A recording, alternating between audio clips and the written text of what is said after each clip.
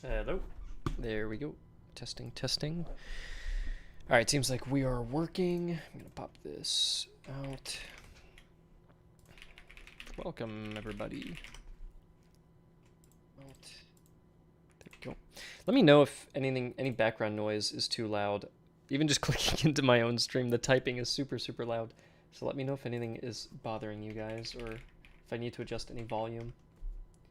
Just let me know. Hi, Darius. Hello, hello. I got a couple things I want to work on today and get some feedback on too.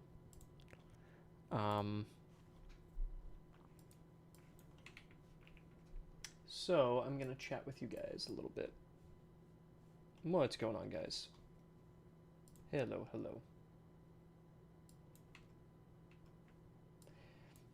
First thing that I'm doing is we need to set who the historical enemies are for our new nations. So we have our Swedes and we have Poland. These are our two DLC. Is it free DLC? It is not, but if you haven't seen, with the Holy Roman Empire is a free DLC. So if you haven't downloaded that one yet, there is a free DLC, but this next one is not going to be free. But yeah, right now I'm figuring out who the historical enemies are, and I'm curious for you guys to weigh in on this too.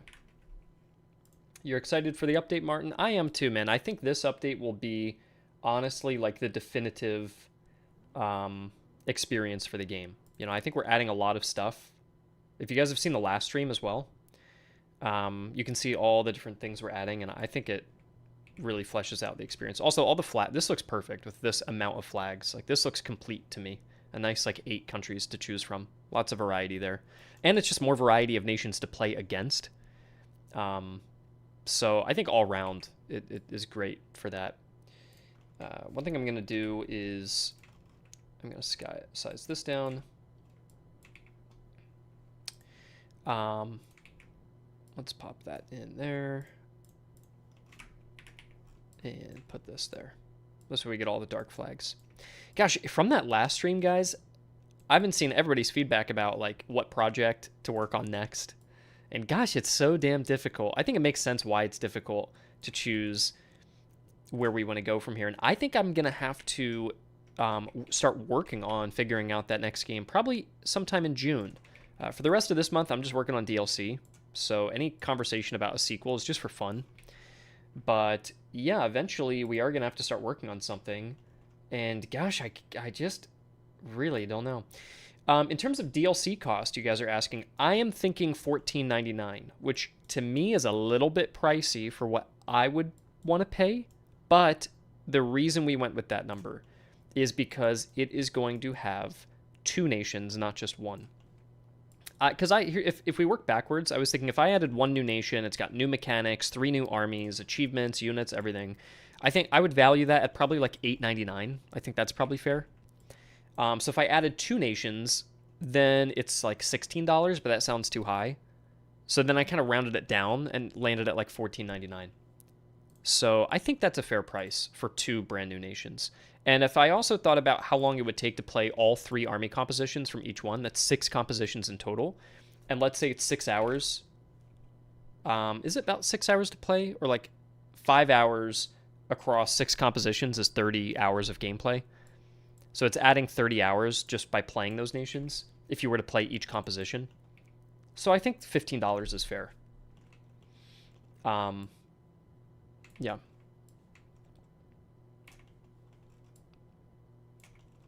All right. So, and it might have a day 1 sale, but I don't think it will.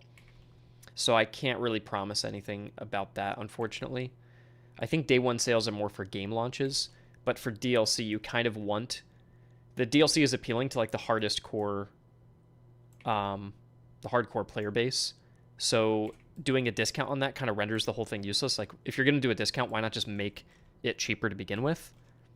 And then I don't want to artificially make it more expensive to do a fake discount or something. Like, I don't know. I'm just going to price it what I think it's valued at, and then that's that. What about the other currencies? I don't know yet. I've got to look at how those currencies are going to convert. I can't confirm yet. There's so many currencies. But yeah, the first thing I want to do today is figure out who the historical enemies should be. But yeah, I'll also say, dude, like we put a lot of work into this DLC, and I think it'll be worth it. We've got like all these new mechanics in for it, and it's going to come out with a free update that'll enhance it even more. Like the weather system is really cool as well, and that part is free. You don't even have to pay for the weather. I would not charge you for that. But there's a bunch of like other little things that we're going to do that are free that are going to come with the DLC as well. So it'll just be like a big, well-rounded update for everybody. So I think that would be cool. Yeah, let's expand our canvas size a little bit. Let's do 1600. Cool. But yeah, I appreciate all the support, guys. Thank you. I appreciate no one is saying, that price is unfair, fuck you. Nobody's being mean about it. I appreciate all the support, and you guys are awesome for joining the streams and supporting the game and hanging out. I appreciate all of it. So thank you. Thank you, thank you.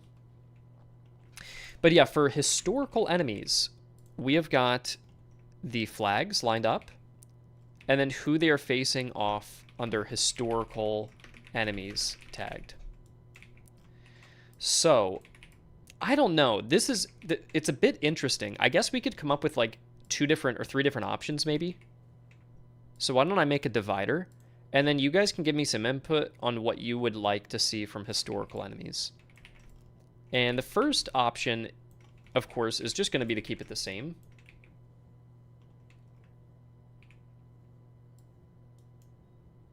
Let's see. Yep. I think Poland's enemies could be Prussia, Russia, Austria, maybe Sweden to kind of roleplay they're taking advantage. That's what I was thinking, personally. I was thinking with Poland, we would go Austria. We'd do enemies of the partition, right? So this will be like what they are currently. So this column is what they are currently. And then this is my proposal 1. And then maybe I'll make a proposal 2. And so because Poland is not in the game by default, we're going to say NA because it doesn't matter for them right now.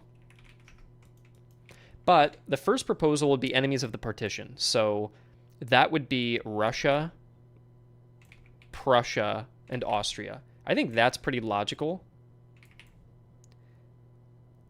And then proposal, in fact, the default would just be the enemies of the 7 Years' War, which would be Britain and Prussia. That's what that would be. But something doesn't entirely feel right about that, So, I don't know. For everyone else's historical enemies, we're going to go with these 2. These 2. Yeah, in retrospect, doing like the War of the Spanish Succession would have been kind of a cooler set of alliances, because it's kind of lame. It's just everyone versus Britain and Prussia. It's also funny I chose the 7 Years' War. I love the uniforms. I think the uniforms are probably the best part. They're better than the Austrian Succession. Or sorry, the Spanish Succession, in my opinion. But the funny thing is, the 7 Years' War is interesting because of its colonial conflicts, but in our game we did none of the colonial conflicts, and we probably won't be able to, just because there are heavy restrictions with our engine that need to kind of be worked on for whatever the next game is. So it's kind of funny we chose this. I think I chose it out of ignorance because I didn't even know much about it, but then I learned to kind of like really enjoy it after having worked on it. But in retrospect now, from a historical perspective, if I had to choose it all over again, I'd probably go with like Spanish Succession most likely, because I feel like the alliance structure is more interesting. And you get like the natural fight between Sweden and Russia at their peak, and that also seems interesting to me. All right, and then for Prussia, it's like pretty much everyone. Frederick the Great's story, though, is still very interesting to me, and I still appreciate that we covered that. And it kind of feels like, I don't know about you guys, maybe I'm taking credit for something that doesn't exist, but I feel like I see people playing like 7 Years' War mods and talking about the 7 Years' War more. And I don't know if we've inspired anybody to learn more about it or anything, but it feels like we gave the 7 Years' War a little bit of relevancy, even if it was only like 2%. I think we put it in the spotlight just a little bit, and that was fun. Who else am I missing? I know I'm missing Austria. And I don't think I'm missing anyone else for Prussia right now. There. These are the current historical enemies. And I suppose for Sweden, it would just be this again. It seems kind of boring that it's always these two, which is like, it kind of sucks, but I know if we want to keep the game historical, quote unquote, it's like, it kind of has to be this way. But under proposal 1 and 2, maybe we can come up with like ways to broaden things out a little bit. Again, though, I know the immediate response is, well, look, if you want people to play against more enemies, just turn off historical mode, which that's true. So, yeah. The advantage of the 7 Years' War over the Spanish Succession is the latter doesn't really have a Frederick equivalent as a historical legend. Yeah, I do see that. I think there are definitely like legendary commanders though in the Spanish Succession. They're just not as famous as Frederick was. But I'm pretty sure, isn't the Duke of Marlborough? Lord John just started playing a 7 Years' War mod. Yeah, I saw that, Winter Jaeger. I saw that. But yeah, even the Duke of Marlborough and de Saxe, I guess those aren't recognizable names, to be fair. Okay, so proposal number 1, Prince Eugene, yep. I think there's a lot of great names, but again, I think those names are just as famous as like von Loudon, but von Loudon is also not very well known. Frederick, though, is really like almost a century-defining figure. So because of that, yeah.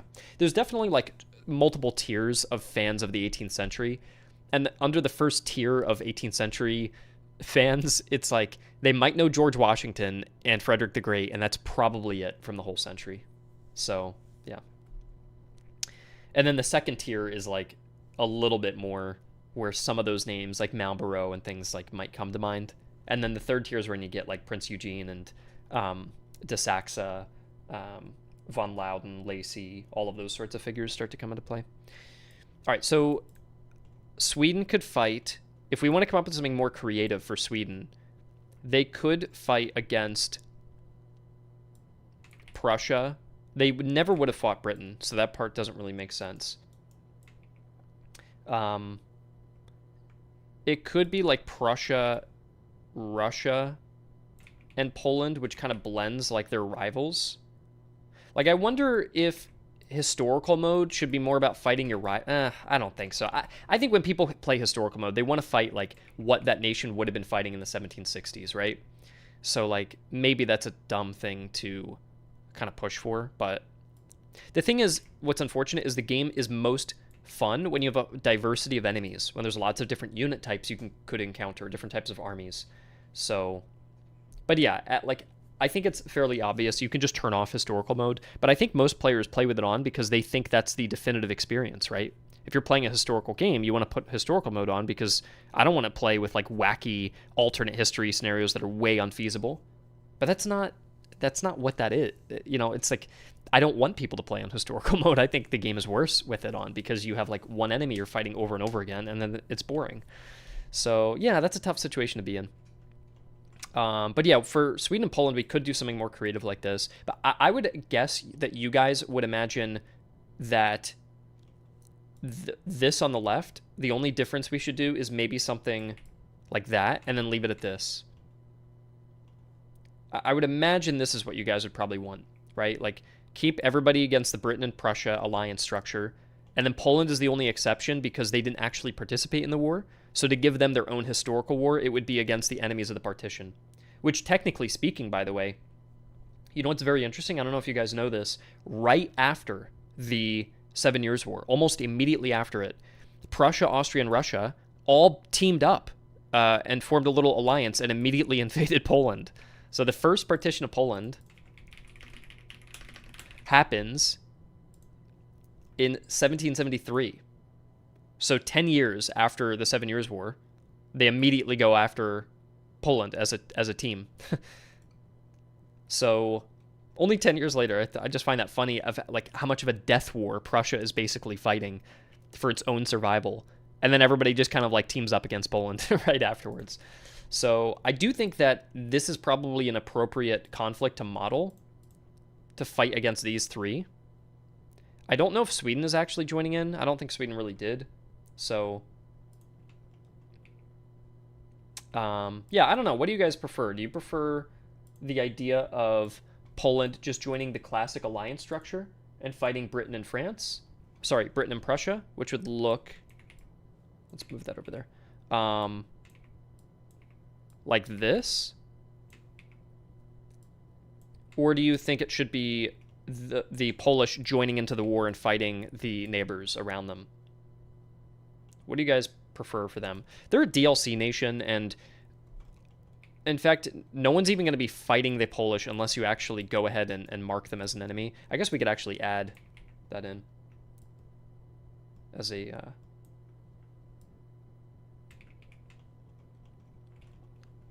Yeah, I'll put a poll of, like, who should Poland's historical enemies be? And I'll ask the partition neighbors or the 7 Years' War enemies of Britain and Prussia.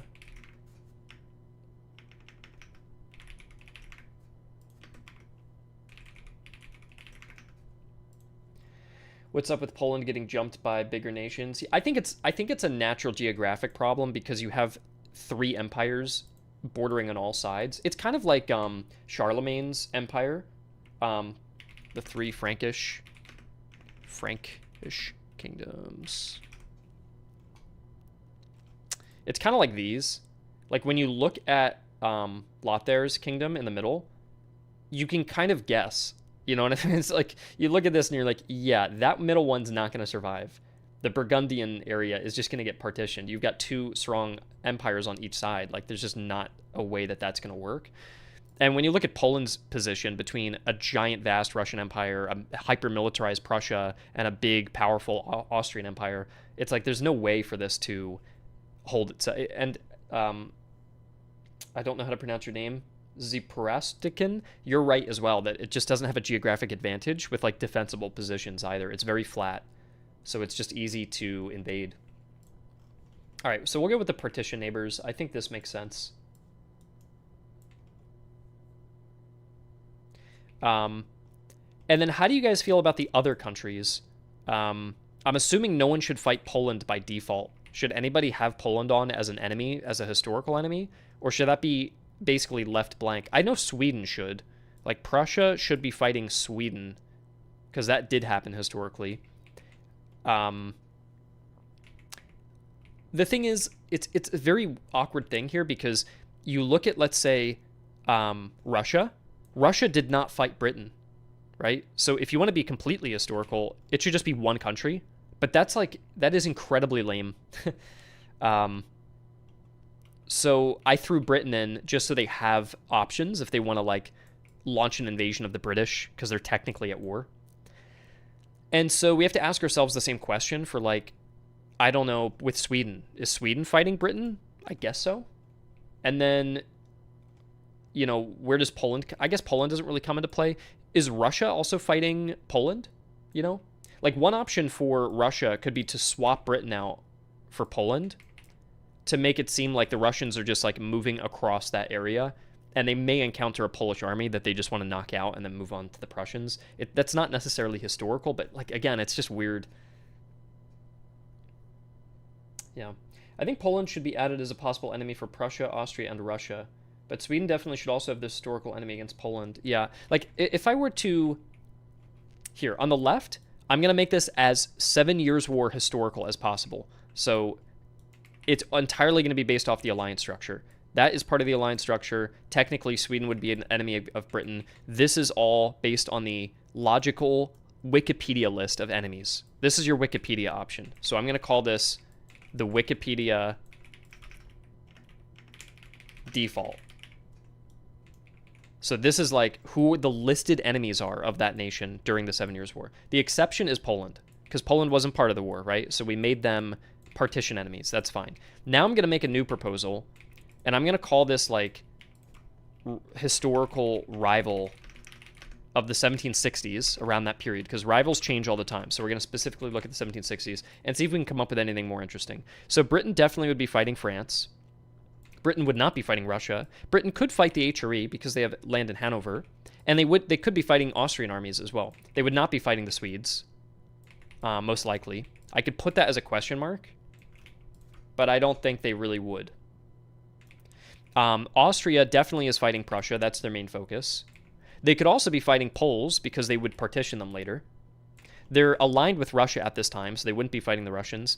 And they are kind of fighting the British because Hanover is in the area. So I think that's okay, just to give them more variety, if we're aiming for about 3 enemies per nation, at least. Prussia definitely fought France, fought Russia, fought the HRE, fought Austria, and fought Sweden.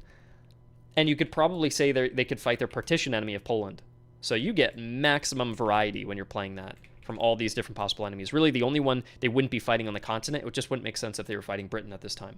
In the previous war, I believe in the Austrian succession, they would be fighting Britain. But again, we're talking about rivals of the 1760s, so that'd be 20 years off, which wouldn't be correct. Technically, Poland is 10 years off, but again, it's like a neighbor who they are eventually going to go to war with, which they have no alliance whatsoever with. At least Britain, there is some kind of alliance structure, so we would ignore that. Then for Russia, they would not be fighting Britain. Like, how many times you turn on historical enemies and it tells you to invade England? So we don't want that if you're playing historical. And you might quarrel with the Swedes. You could skip them as enemies, right? Like, if you are handed 3 missions, maybe Sweden never comes up. But it's an option that they might kind of get in your way. Similar to Poland. This would be like a neighbor that you would have tension with, right? And then with France, you could even throw in Austria since they eventually switched sides and betrayed Austria, right? So you could put a question mark. There's actually a battle called... Shit, does anyone know that battle? Battle where Russia switched sides, 7 Years' War. Someone here is not going to know it. It's not Zorndorf. Kunersdorf, that's it. Technically, oh no, it's not Kunersdorf? What is it? I thought it was Kunersdorf, actually. Maybe the AI knows. There is a battle where Russia stands on the sidelines and intimidates the Austrian forces, making them think that the Prussians were are allied, but they didn't actually want to commit their army because they were kind of like unsure if they want to fully commit or not. So they sort of Prussia asked them to just kind of stand on the sideline, and it got the Austrians to retreat. And I don't remember.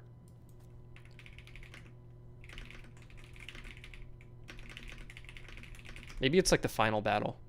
I'm surprised no Berkersdorf. That might be it. That might be it, guys. Look at that. Yeah, Russia is on the side of Prussia in the Battle of Berkersdorf. So you could put a question mark next to Austria with that if you're just looking for more enemy variety. France would definitely be fighting Britain and Prussia. They've got no beef with the Austrians right now, nor the HRE, nor Sweden, nor Russia. I think this is fine for these two. I don't really see that they would be fighting anyone else. The HRE is definitely fighting Britain and Prussia. I don't see them fighting really anyone else either right now. And then Sweden is definitely fighting Prussia, but not really fighting Britain. But they could be quarreling with the Russians and the Poles. And then Poland would be the same as what we just did. So this is my alternate model on the right here, which just gives more enemies. But do you guys just prefer the nice Wikipedia default like this on the left, and then the player can just toggle that off if they want all the enemies? Or do you want something that's a little bit more open-ended? What do you guys think for historical enemies on? So I'll say option 2, option 1.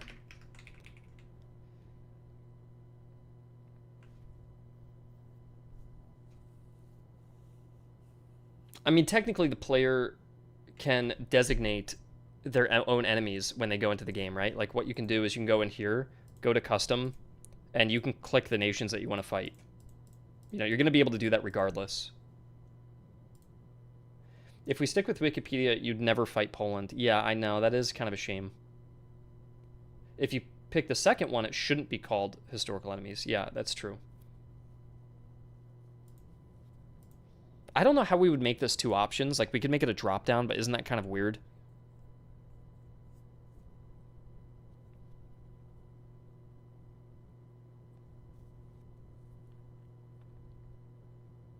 It could be called historically plausible enemies. I don't know. That's a tough one. What do you guys... Instead of us shouting our choices, does anyone want to explain why they feel the way they do? Like, what do you guys think... I actually don't know where I land on that. I think if it was me as a player, I would want this mode to just fight the people around me that it makes sense to fight. So for me, if I was a player, I would prefer the right side. I think if you're more into the history, though, and you really want it to be the 7 Years' War specifically, and you don't want anything else to interfere, then I think option 1 is better. Because you would never see the Polish, because you don't want to see the Polish in a 7 Years' War scenario. And I don't know, there's even some weirdness with that, though, too, because, like, why is Russia fighting Britain? You know, if we really wanted to revise this to be correct, they would only fight Prussia. Which feels really lame. Like, a lot of people, I think, leave the historical modes on. Yeah. I guess, like, what we could do is we could turn off the historical mode by default.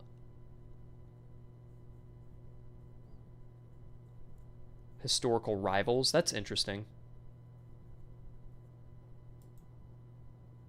It could be historical rivals. Yeah. The other option, like I said, is we could make the boring option there. And I could even have fewer enemies if you really care about the historical thing. Like, it could be the fact that Britain is definitely not fighting Russia, nor Sweden. Right, so that would be the revision there. That Russia is only fighting that. And, you know, even in this case, Poland didn't join the war historically, so all they would be doing is probably joining the side to fight the Prussians. And like that, this would be a true historical mode.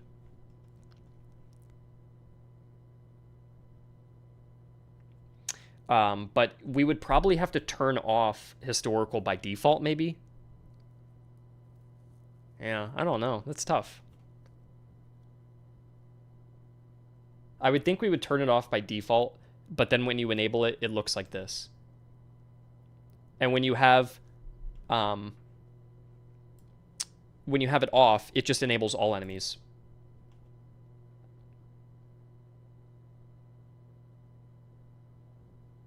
Because this way, we could even rename this, by the way, to discourage people. It could be called like historical restrictions, or historically restricted enemies.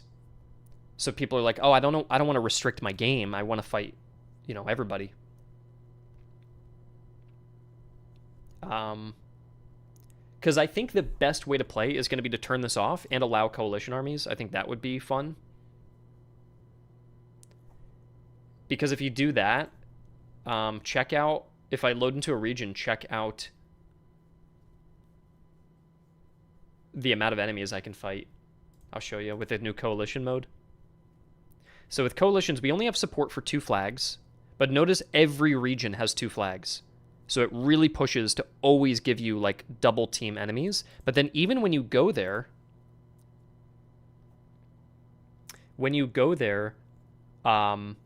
there's more than 2. So it extends it even further than that. And if you've got the historical enemies off, and I'm not skipping battles, debug. Yeah, okay, good.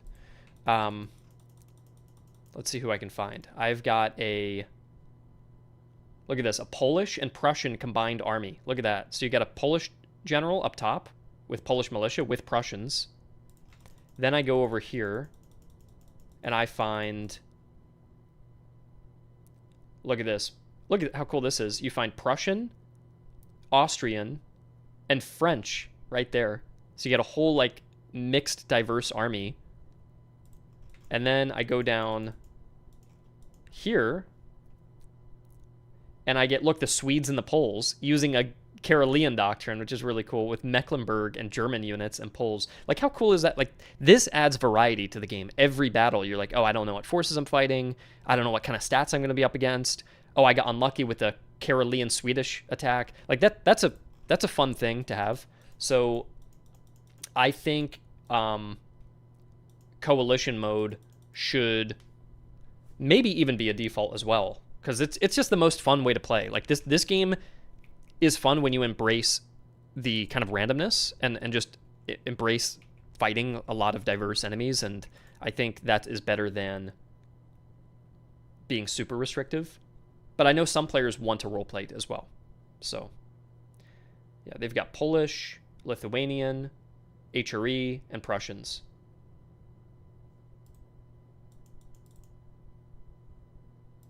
So, yeah, I guess the proposal could be this. Why don't we remove that, call this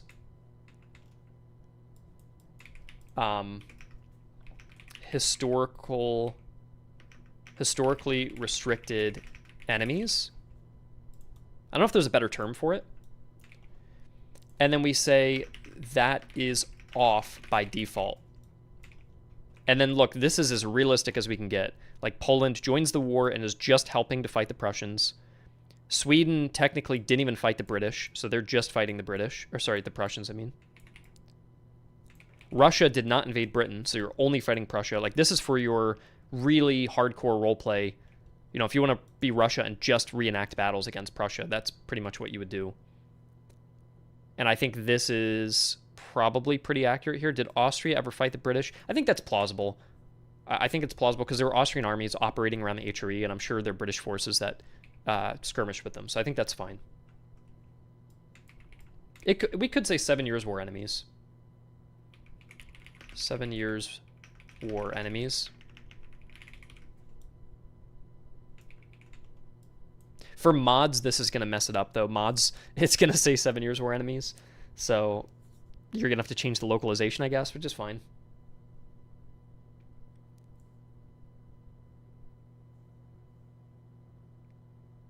And then I think coalition mode should also be off by default, I think. Because it's a little bit wacky. Like, you're getting these, like, circus armies of, like, totally randomized forces. So I think both settings should be off at first, which is actually kind of nice because it means all the checkboxes are going to be off by default, which is good. So you can opt into whatever you want. So if you look at this, look, if they're all off, you don't have to play with Iron Man. You're not playing with hidden personalities. You're not playing with the historical restrictions, and you're not playing with coalition. So you can just choose what you want to play. I think that is the best way to go. And in this case, if I have historical enemies off and I have coalitions off, then what happens is if I go into a region, I still get a little bit of like a circus enemy, which is to say, like, you just get a lot of random enemies. But look, most of them are homogenous. It's just double HRE, or Austro-French. And there's nothing else in that region. Just Austro-French in that area. Whereas if you have the coalition armies, it might say Austro-French, but you go in and there's other armies there too. So it adds even more wackiness to the whole thing. So I think if we just keep it all off by default and go with this is the best option, I think. So we're going to make this even more restrictive, but turn it off by default. How do you guys feel about that? My only question here is this okay for Poland, or did we want to add in anything else? It is called 7 years war enemies, so really, if the Polish were to intervene, they probably would have intervened on the side of the Saxons, because they had a personal union with them, meaning they would be put against the Prussians, pretty much exclusively. And Russia had them nearly subjugated due to treaties in the Great Northern War. The Polish weren't even really allowed to maintain their own army, and they had to grant Russia infinite military access, like permanent military access, which is why Russia was able to operate through Poland, because they pretty much had no autonomy in that way. And look, if you're a historical purist, Poland, you're never going to fight Poland under any circumstance if you're playing with 7 years war enemies.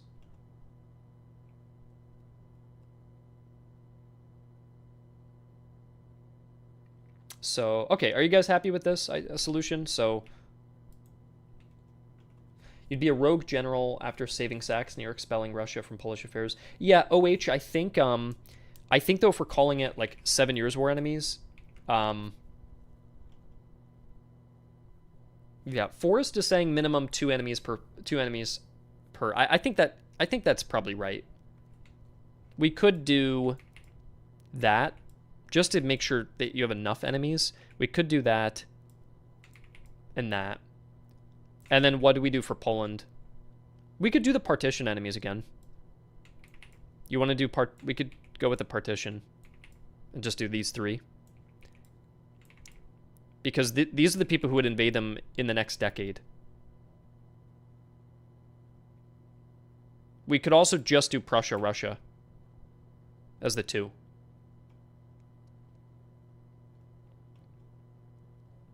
What do you guys think? You could add Sweden to the Polish enemy list. I don't know. This is really tough. Everyone's got their own preferences, and there's like no right answer here. It's really, really tough, isn't it?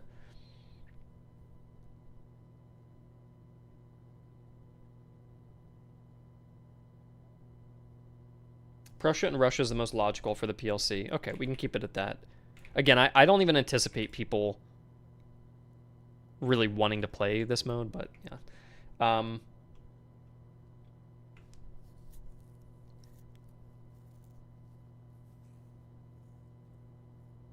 I would only add Sweden and Poland for fighting for the enemies. Yeah.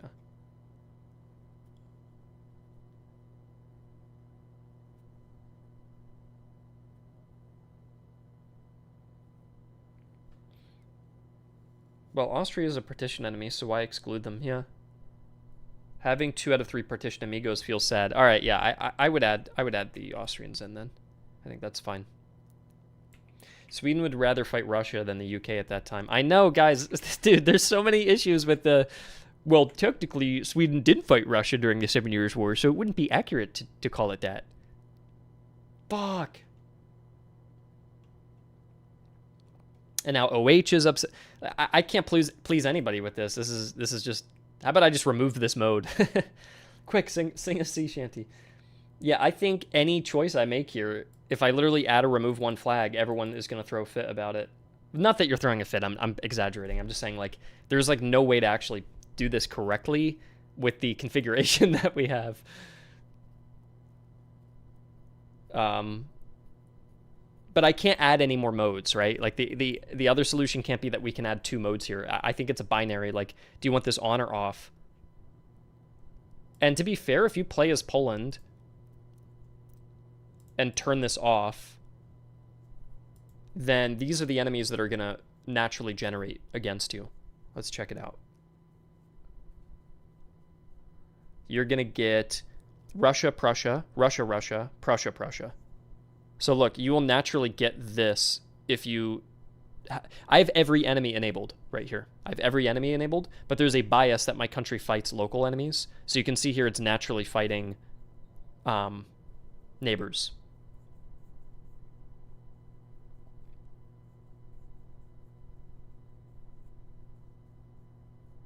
So, yeah.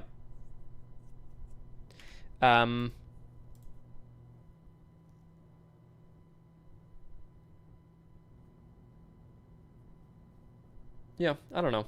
I'll think about this, guys. I'll note this down, and I'll think about it, because I don't think we're going to get anywhere if we exhaust the conversation any further. We've already been talking about it for a while. So I'll just put a note to continue working on that.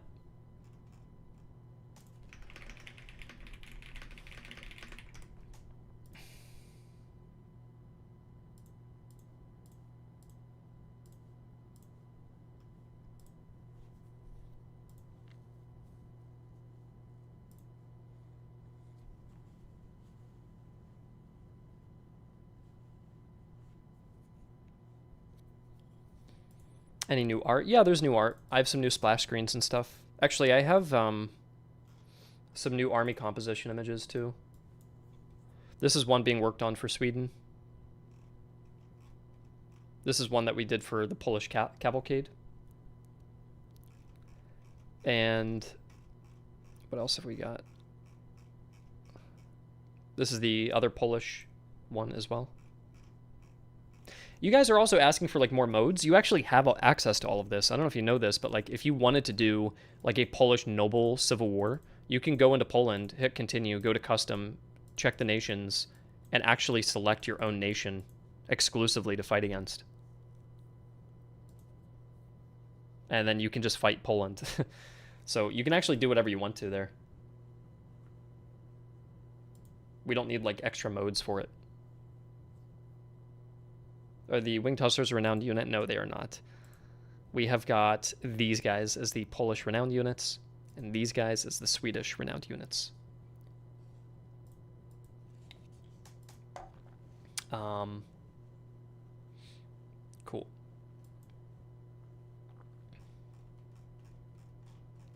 I don't think there's too much else to show off for artwork.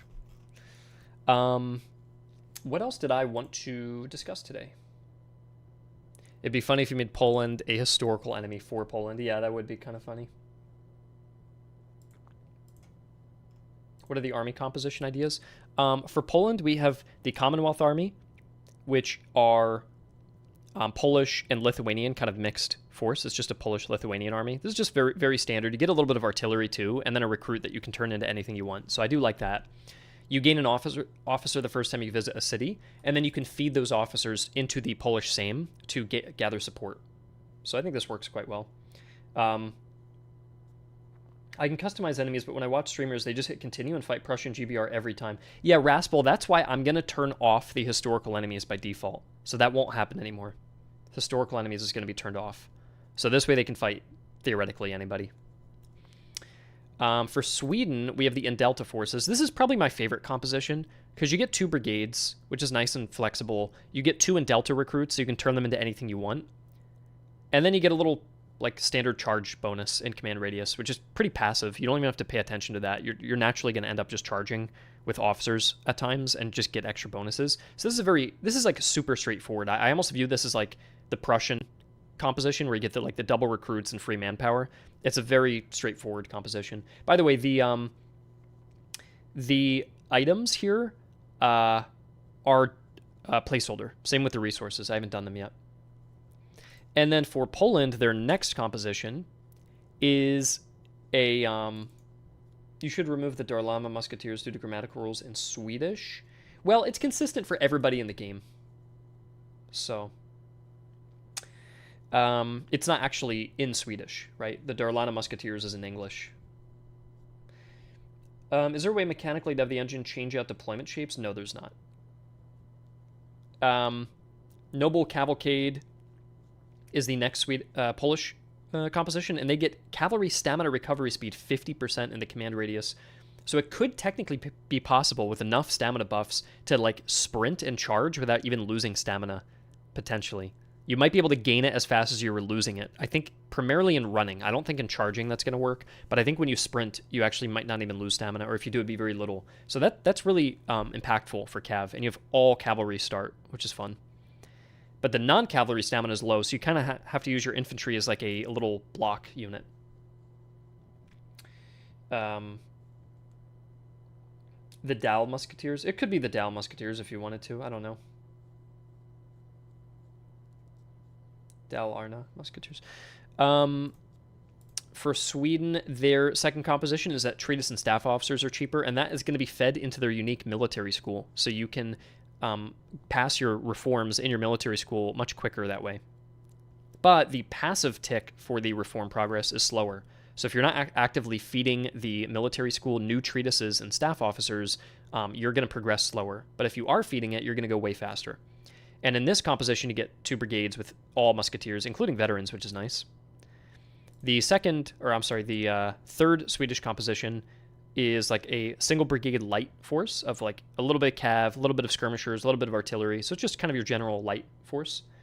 And they get cavalry and light infantry reload in cover. So even if you're in 1% of cover, you get a little bit of a reload buff. So that lets you do like hit and run tactics with both your cav and your infantry. By the way, melee damage received is supposed to be red. I'll go fix that now, actually.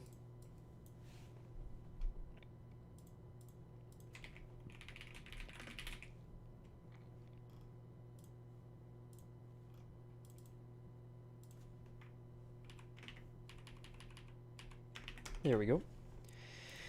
And then the last composition for the Polish is the Magnate Militia. The Foray stance, which is the unique stance they get, generates 5 times more support in the government in the same. But non-retainer units, the non-mercenary units that they have, these private units, cost more. So you have to play into the Magnate units and Foray settlements, which is a form of raiding in order to generate power. So it's more of like a raiding composition. Does the campaign move speed also affect Death March? It does affect Death March, but Death March is a large enough buff to compensate for the national debuff. If people don't have the DLC, will they have those countries as enemies? They will not. You will need the DLC to play against them as well. Because they're just technically non-retainer means none from the magnate tree. That's correct. That's correct, Raspel. The Wagner group composition, yeah. Will there be Polish peasant units? There's like recruit units that kind of act in that way, and militia. Just a small nitpick for the Swedish-Polish descriptions. Wouldn't it look better if the names for stances and mechanics were in capital letters? That's a good question. Let me see if we do that for anybody else. Mustering is in capital letters with quotations.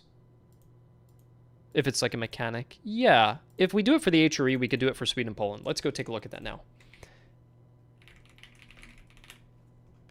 Access to the... Let's do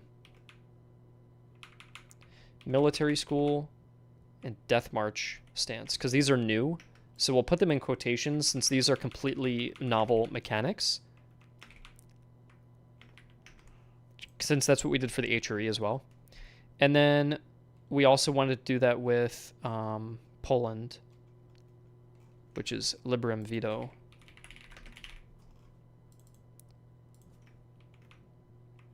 This way the player knows these are like completely new systems. Sorry, I should have put the quotations inside. Whoopsie. And same thing with this one.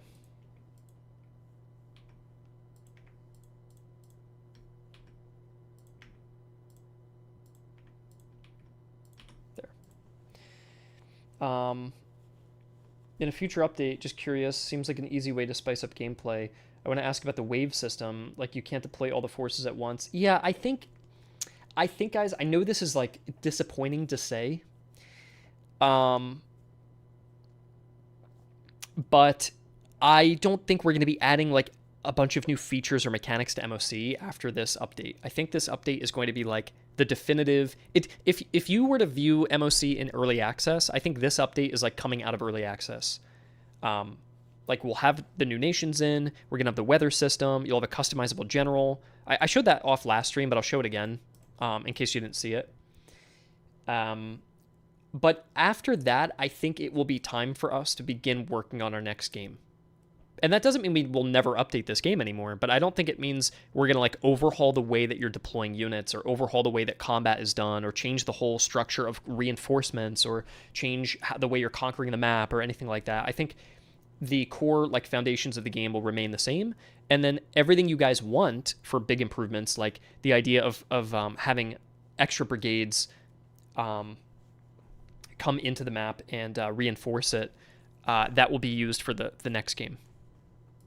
But yeah, you can see here the general. Oh, look at this. This is I think new. You can customize your general, and we've got new faces and stuff for them as well. Some of the uniforms aren't done yet, so that's why they're just blank. But yeah, you can change how you want your general to look. You can name him. And what's really cool is there's now a toggle. Check this out. Look at this. You can actually open up the bodyguard unit and actually edit what the bodyguard is going to look like in-game and change the flag that they're going to carry. If you want to be like, look, I want them to carry like a minimalist... Oh, I don't know why this broke. I broke something. Okay, well, the colors work. I don't know why the emblem isn't working. You can see one is like missing or broken right there. I think one of the Swedish emblems got messed up. I'll just report that as a bug.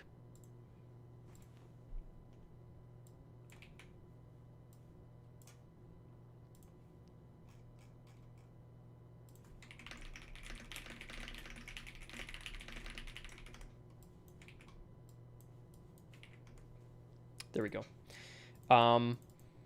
But yeah, look, you can toggle between... ignore the text, disband regiment is incorrect. But yeah, you can toggle between like editing his name, the look of him, everything like that. And then you can open up your military school. And this is a pretty cool panel. You can put Gaupaw in research. You can say yes. This will slowly chip away over time.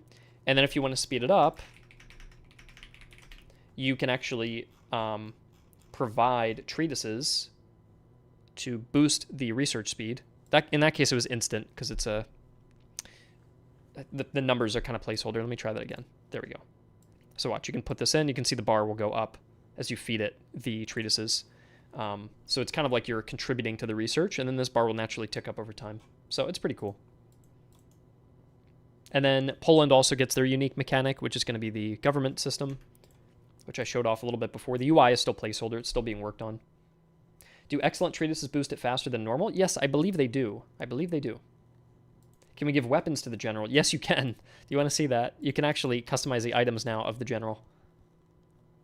I did put in a request for Thomas, though, that I think the item slots on the general should be more expensive than default units. So you can see there, you can actually give your general staff breastplates if you want to. So you can actually improve your general's combat capabilities if you really wanted to. And there are ways, this panel is a work in progress, but there are ways to increase the manpower. Look on the left side, you see general manpower and the general's combat effectiveness. If I boost any of the stats on the left, like his discipline, these numbers are placeholder. Ignore the fact that it's 30% veterancy gain. That's way too high. But if you keep boosting this on the left, you can see I've added 250 guys to the general staff unit and increased his combat effectiveness by 15%. Again, these numbers are like placeholder, but you can actually boost the general to be more effective in combat. Now, again, if he dies, your entire army loses a bunch of morale, so you do not want to use him as a combat unit, but at least it's a way to kind of protect a unit if you're desperate and you're about to lose. And yeah, I think that'd be cool. So how do you give ammo to him? You won't need to give ammo to him, I don't think. I think he'll just automatically refill or something. That's a good question, though. I've got to test that out. Because his health automatically refills, so I think we're going to just auto-refill everything for him. Solo general campaign. Yeah, just the general as the hero unit. But no, he's not meant to be like a big combat unit. I just want to make him a little bit more sturdy so that he's not like instantly killed so quickly all the time. If he's like touched in combat, you know.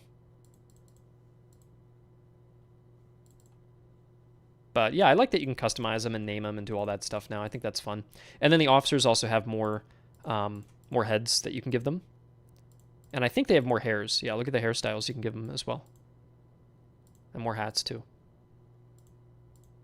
So there's a little more customization you can do there.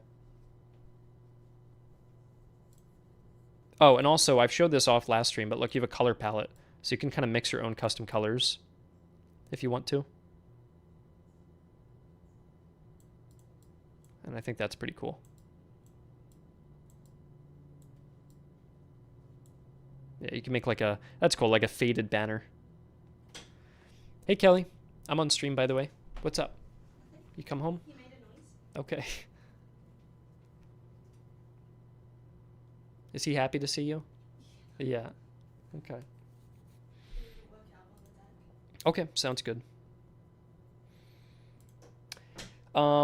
So does that mean hair can go past the officer's shoulders? I think so. Do generals share the exact officer stuff? Because I want to make custom clothing for the general only. I think they do share it, but the officers won't use it by default. So your brigade officers will not use the thing specifically made for the general by default. For example, there's a uniform here. I think it's this one, Uniform 0. That is specific for the general. These guys cannot randomly generate that uniform, but if you wanted to, you could make them wear that uniform. So that's up to the player if they want to do that. But these specific, like, the uniform that Frederick the Great will wear will not appear on random brigade officers unless you want it to, unless you actually customize it to. So I think that's a good compromise. Yeah.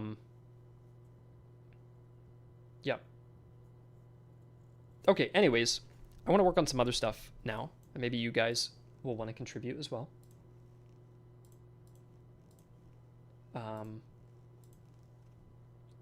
What's it called?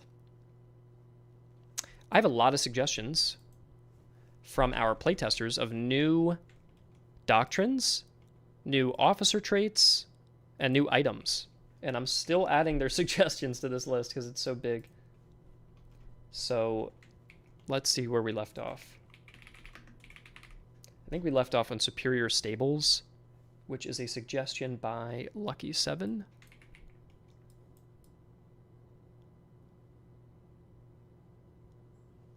As a doctrine. Yeah, we already added that one in. He's got Diplomatic Elite Army. I don't like that one. Items. Who did I get to? I got to the AI personas. Did I do Blins? Blin?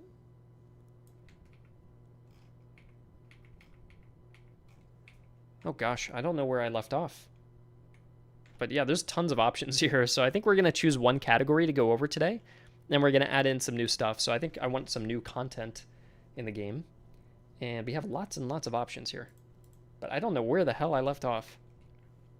Because I have this document, this Google Docs on the side.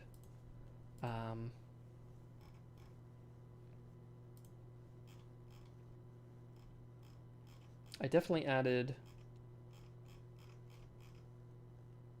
a lot of these. Yep, added those.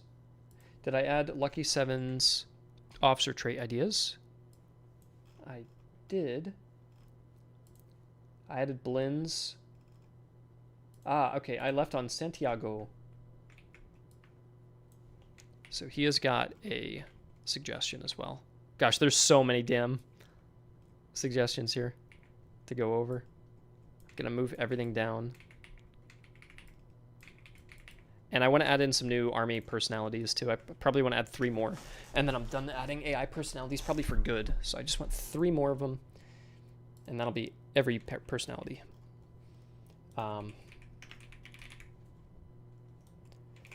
So he's got this idea here, colonial. Before, by the way, this is going to be tedious. I'm just going to be going through lots of suggestions. And some of you guys will like this, and some of you guys will leave. I think this is probably a moment that a lot of people are going to probably click off on the stream. But while I have you here, because there are about 100 people here, before I dig into this, which again will be interesting for some of you and probably not for others, I had my stream yesterday. I just want to debrief this.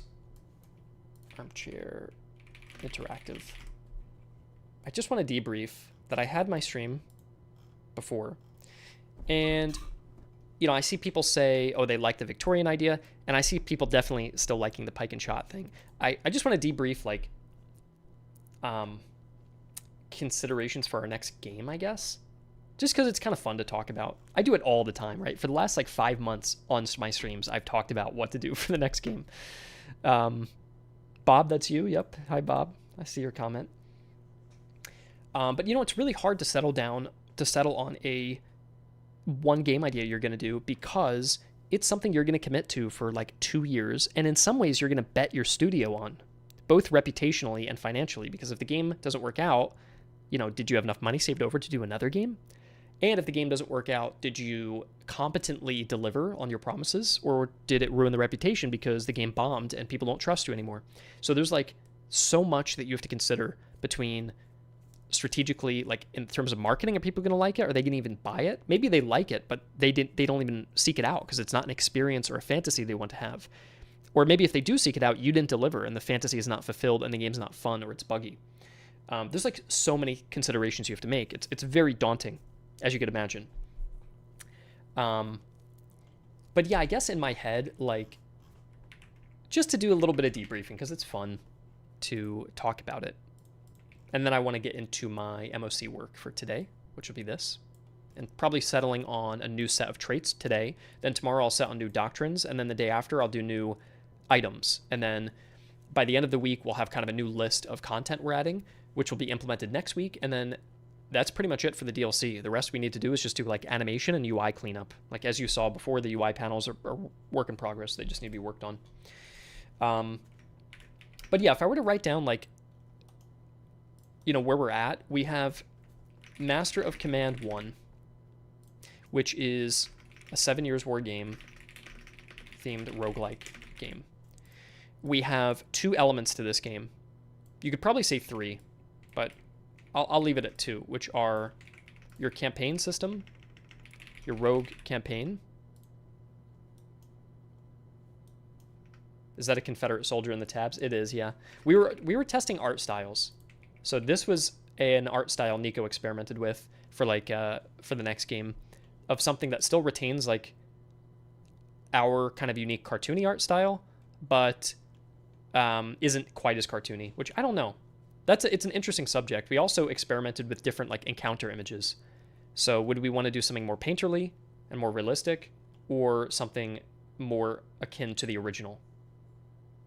But yeah, it's an interesting debate, because it's like, will people want our art style retained? Do people want to see more from our art style, or do people want something a little more realistic and something more like this, which is not quite as like cartoony, I guess?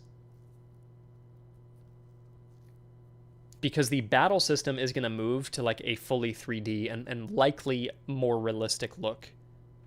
I don't think we're going to keep it very cartoony.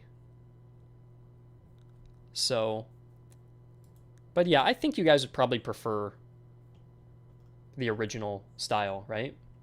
I feel like the art style is so iconic to the studio. That's true, yeah. Retain the style, yeah. I think it would be a shame to lose it. The more cartoony, it's easier to mod. Yeah, that's true. That's fair. And I haven't really heard anyone say that they don't want to play the game because of the art style. I mean, people have said that about the lack of the graphics in battle, that they look a little bit old and dated, which is fine, but that's not a stylistic complaint. That's just more that the quality isn't as good as it needs to be, which is completely fair. If I had to say what would be coolest as an art style based on the time period, that'd be a little bit hard, Alex, I think, to do, to like change up the entire art style every game depending on the time period. I think you could do like UI flourishes based on what the time period is known for, right? So if it was Victorian, you could have kind of like Victorian marble UI or something like that. But yeah. Rome 2 also retains the cartoony unit style for the unit cards, or stylized, and then the battles are fully 3D. That's true. Yeah. Yeah. Okay, that's good feedback from you guys. The battle map being 2D does take me out of the immersion, not the art style. Yeah, I agree with that. I think the next game, the focus, that kind of brings me back. Let's go back to the original subject. Then we have the combat system. So I want to like, I went over some of this already, but I just want to like provide more insight about our perspective, because from the outside, if I were one of you guys, I'd be like, hey, make this cool game about pike and shot, or make this cool game about the Napoleonic Wars. It'd be cool. I want to see it. Go do it. Work your magic. In 2 years, it'll be done, and that'll be that, right? From the outside perspective, it's like, go make this. It'll be cool, and I want to see it. From my perspective, there's a million little considerations. The first thing that we're looking at is that we have our roguelike campaign system, and that we have our combat system. In my mind, I think both of these are going to have to be torn down and redone at some point. And the question is, do we want to tear down both of them now? Or do we want to tear them down one at a time and build them back up kind of gradually? Which I think that naturally sounds a bit smarter, but I'll explain what I mean. So if we were to make a sequel, let's say it's MoC sequel. This could be anything. You could, your first option is you could just keep the combat system in the roguelike campaign, bring it over, and just reskin the era, the time period, and then introduce a few new features and call it a day. Okay, you could do that. And I think that is not a good idea. I think the only thing that's really holding our game back right now is primarily the combat. I think the combat system, if we were to say, look, let's not reskin the game and just launch it the same. Let's find one thing to improve. I would imagine if you could pick between keeping the exact battle system and redoing the campaign, or keeping the campaign and redoing the battle system, that you would rather redo the battle system, right? With like 3D hills, actual rivers, reinforcements that can come into battle, like higher quality 3D models, like a proper skybox, a rotatable camera, right? All of those things sound really appealing. The campaign, I'm sure it could still use a million improvements, right? But I don't think it's as urgent as, let's say, the combat system is. So this needs to be changed, right? And I think if we look at it like that, we can redo this, but I would say the campaign system could probably be retained. I think we can squeeze a little bit more out of the campaign system. Like you guys have also, you guys yourselves have come up with great ideas. You were like, well, what if every time you enter a new act, someone said yesterday or the day before, I forget, they said you have to call in each brigade as like reinforcements and rebuild up your army.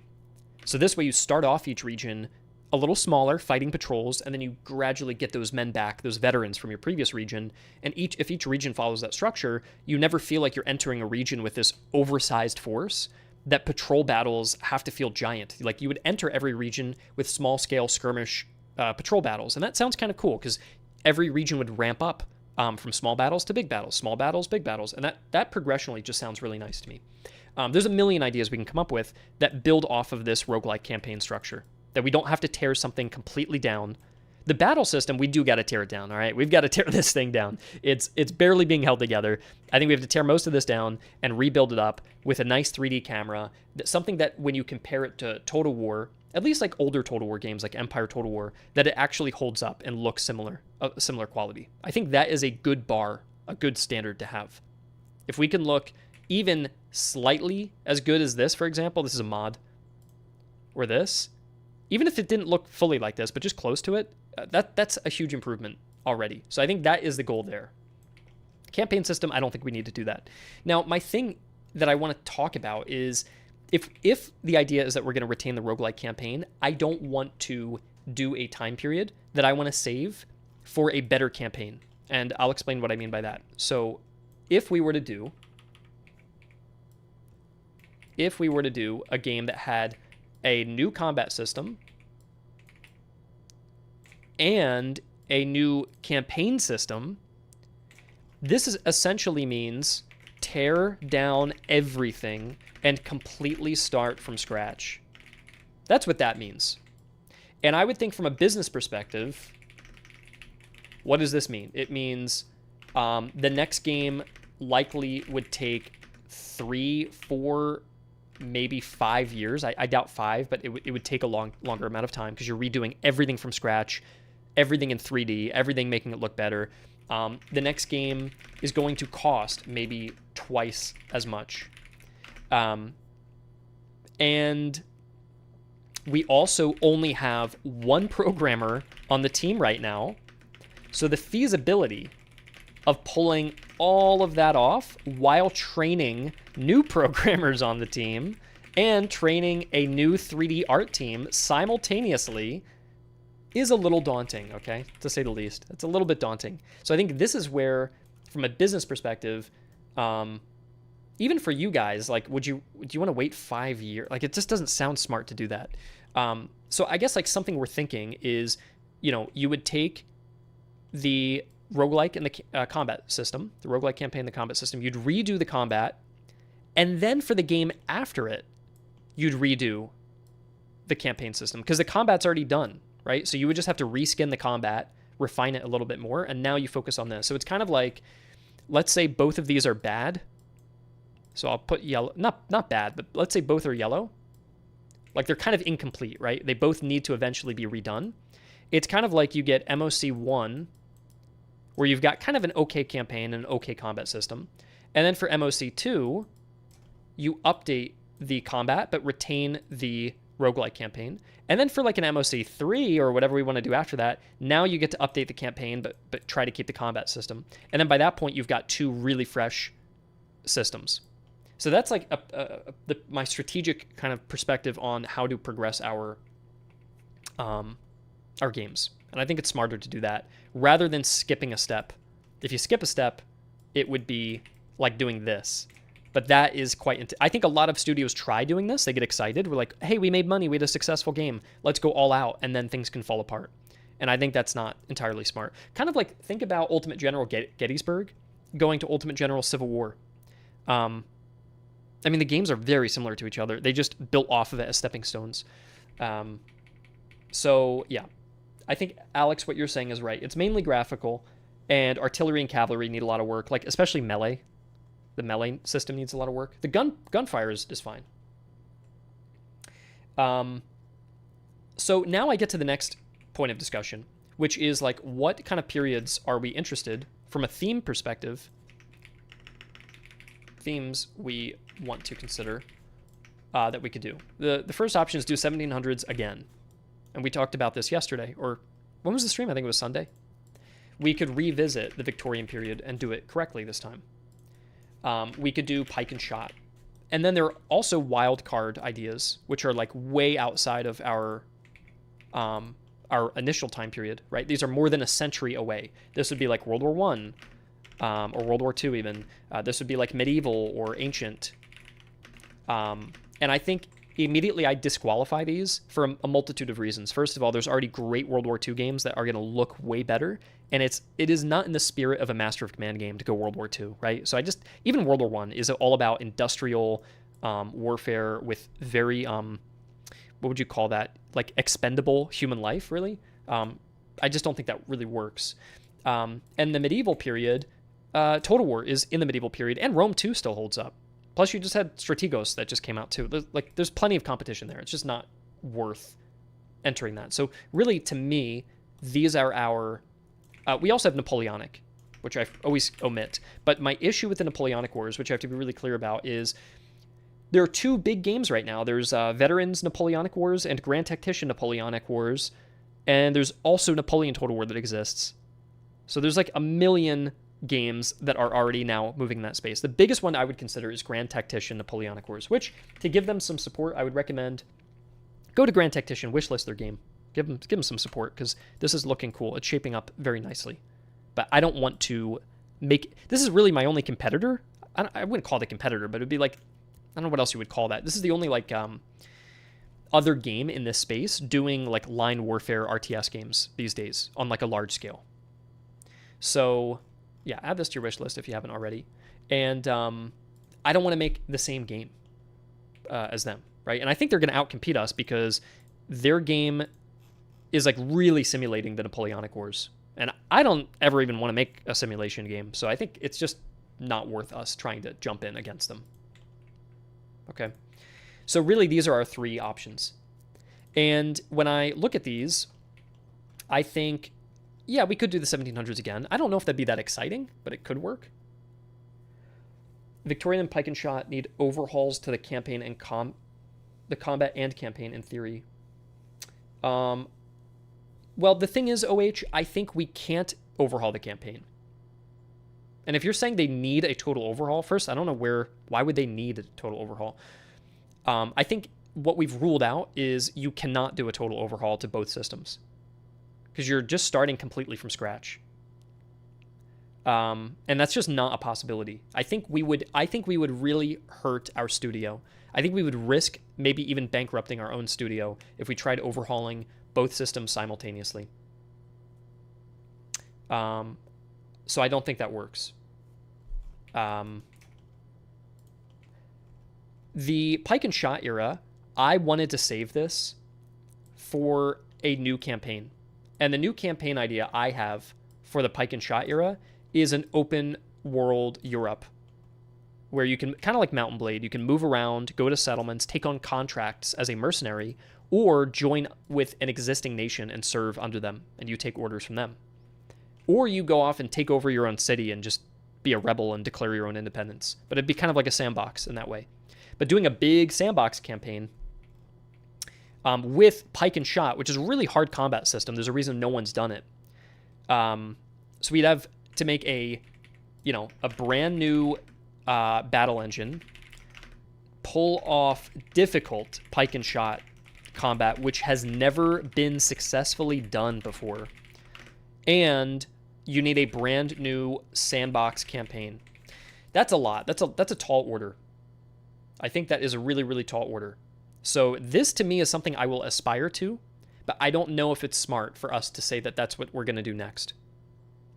I played with my developers. We played a bunch of 1600s, 30 Years War mods for Total War, and all of them were bad. No fault to the modders, but all of them were bad in that the pace of combat was just not fun. It was not fun to control the units. The formations were a mess. You couldn't draw out a battle line because you had pikemen in the back, shooting infantry in the front. You had these checkerboard formation. It was just really, really difficult. So from a UX perspective, a UI perspective, an AI perspective, and just the actual flow of combat and the readability of the board. There were times we were accidentally charging our musketeers because we thought they were pikemen. You can't tell from far away. So you just need so much work to get that system. That's why no one touches it. No one wants to touch pike and shot because it's really damn difficult. I think it'd be fun to pull it off. But I'm just saying, like, if you want to say we're going to do this brand new campaign, oh, that's really tough. Brand new combat system, okay, that's really tough. Brand new pike system with all new UI and UX, that's really tough. Holy shit, are you even going to pull that off? Probably not. Which is sad for me. I almost had like a week of mourning because I really wanted to do this. I was like excited for it, but I don't think it's time. And I think you have to recognize, you know, when we made MoC 1, no one was excited for this game. When we made the Master of Command originally, no one was excited for it. It originally just had Prussia, Austria, and Russia. It was really small. And we were thinking, should we have made it bigger? Should we have done a big grand campaign map? Should we have done all these things? But we kept things small. And we tried this like little roguelike campaign thing because no one is successfully competing with Total War right now. And even the people who do struggle. And we didn't want to be another one of those games where we come in, everything's really clunky, it's all half broken, it's all half baked, and it's just worse. So, but we still did it. It was a smaller game, and it still was fun. So I don't think you need to be super overambitious, and I think there's value in not trying to pull off something crazy ambitious if you're just not ready for it. So I think that's something that we have to just recognize, is that I just don't think we're ready for it right now. Which I think means pike and shot is off the table. I think that's what that means. I think we should visit this when we can really, really do an amazing job. And if we already have a 3D battle engine where gunfire is nailed, we've nailed the like the smoke and gunpowder muskets, that's all done. Then by the time it's time to work on pike and shot, all we have to do is get the pikes right. And some people mention to me, well, Griffin, why don't you just try pike and shot with the roguelike campaign and then follow it up with another pike and shot game because you'll already lay somewhat of a foundation for it. But I don't want to do the same time period twice. And the other thing is, I don't want to half-ass the pikes and make them a complete gimmick and just make the game knowing that they're not going to be fun. So it's just not worth it for me. I'd rather get the musket combat down. I'd rather get smoky battlefields, really great punchy gunfire, and then get the pikes in the next one. So I think really we're really just looking at these two. I think it narrows things down to these two here. And the restriction that we have is that the restriction we've got is that we want a new combat system with 3D battles. Like if we were to look at it, I think, Alex, you mentioned the rule of thirds, the Civ's rule of thirds. Yeah, Winter Jaeger, for a pike and shot game, you need way more people to hire and train. I agree. I think the next game should be kind of a refinement period where we consolidate, train up new programmers, and really establish the studio as something legitimate. Whereas MoC was really just sort of a trial to see if we could even do it. And now that we've proven that, I think it's time to refine and clean up everything that we've got going on. But the rule of thirds is to innovate, to refine, and to retain. And the innovation for us would be a new time period. It would be a new 3D battle engine. It may even be, I don't want to say anything that I can't promise, so I don't know. There might be like a multiplayer mode, or there might be custom battles, or there might be something like that. Let's even just say a custom battles, and it could be multiplayer at some point. I don't want to promise this, okay? Because that can be dangerous, but I'll just note it down as an option, right? That doesn't leave any more room for the campaign. I think the campaign is the top of the refinement list. This is where like the campaign pacing and mechanics. I would say the camp system, which everybody loves. They want that refined and improved even more. And then I would say it would probably be like the army upgrades, okay? So like upgrading your troops and equipping items, probably redoing that bit of UI and making that a bit more intuitive. And then the retention is you're just a general. It's linear combat, and it's a roguelike run-based structure. That is what I think our thirds look like here. This seems smart to me, if we're being strategic about it. And so then we've got our theme.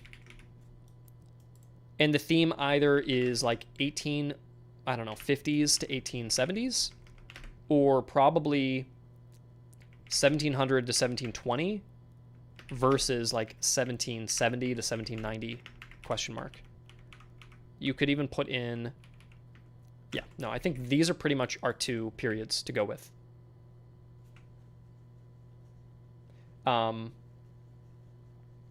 I don't think there's any other options for us. Like Matt, I think you might just be joining the chat, and Matt is suggesting the Great Turkish War, which is the late 1600s. But again, that's still a prime period for pike and shot, and I think that is, that's not good, because we're just not ready to do pike and shot yet. Like we don't have any more room in my in my rule of thirds here to really get pikes working. They could be put in as a gimmick potentially.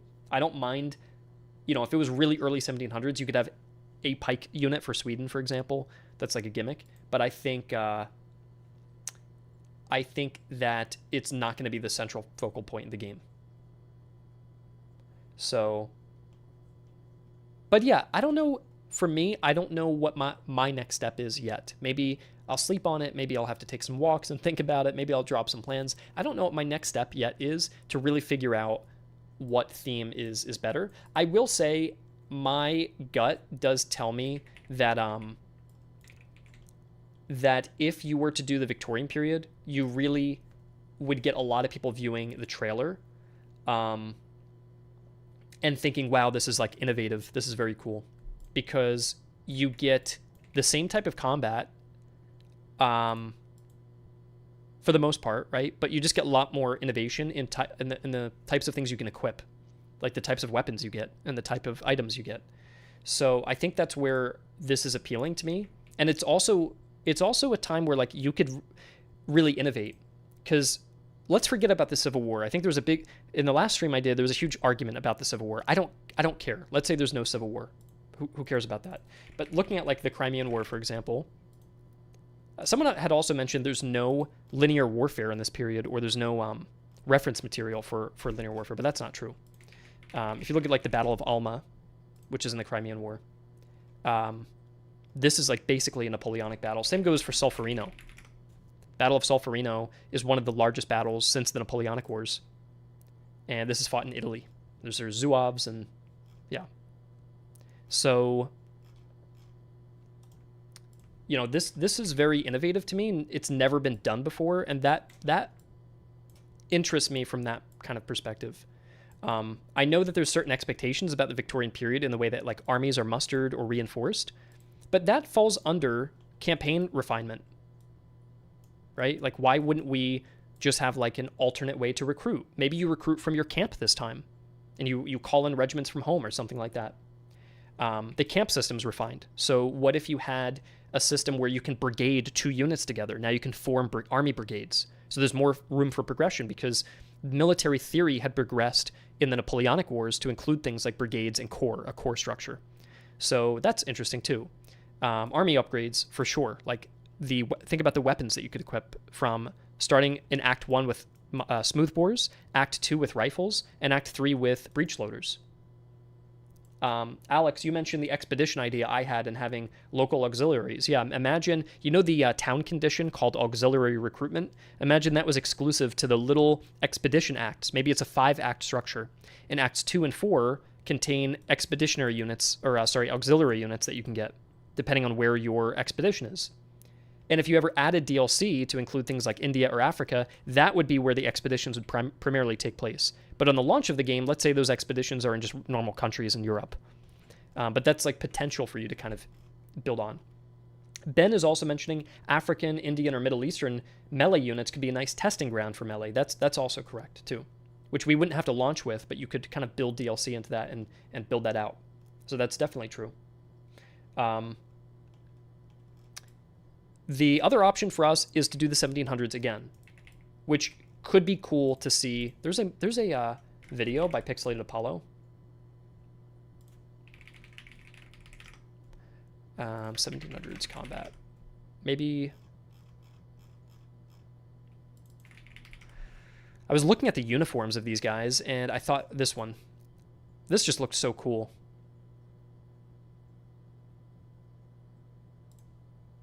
These guys here, right? So I was thinking if we could get our game to actually look like this, I mean, that would look amazing.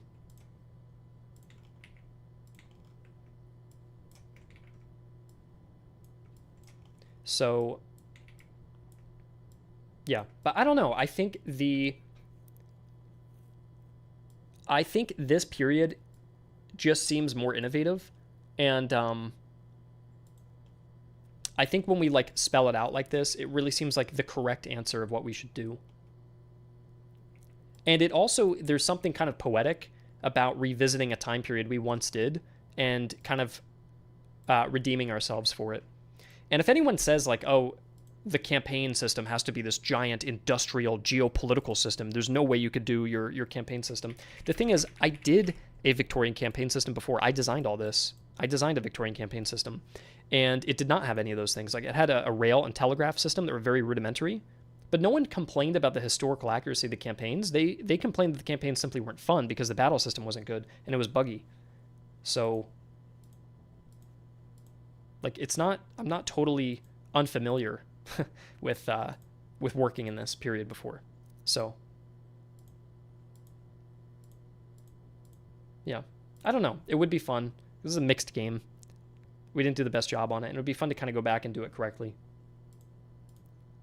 That being said, like, I'll be honest, if people don't want this, if they're like, look, it's against the spirit of MoC, like, I like the old lace uniforms, and the 1600s is the place for MoC, that's where it should be, that's where it should stay, I still see room for us to innovate in a 1700s themed MoC sequel.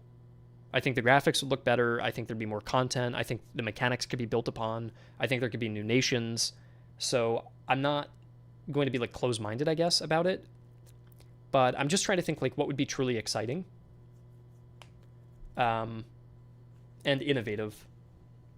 And yeah, hopefully this gives a lot of context as to kind of how I'm trying to make this decision of where I want to go next. And yeah, for anyone asking about the Napoleonic Wars, it's a very clear... I think the Napoleonic Wars would have been the perfect compromise, right? It's not 1700s and it's not Victorian. Napoleon's the perfect compromise, but it's being done to death right now. Everybody's rushing for it.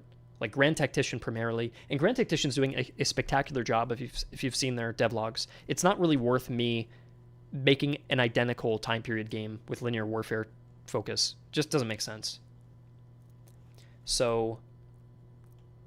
yeah, C-Stan, you'd rather save 1700s for a comeback? Yeah.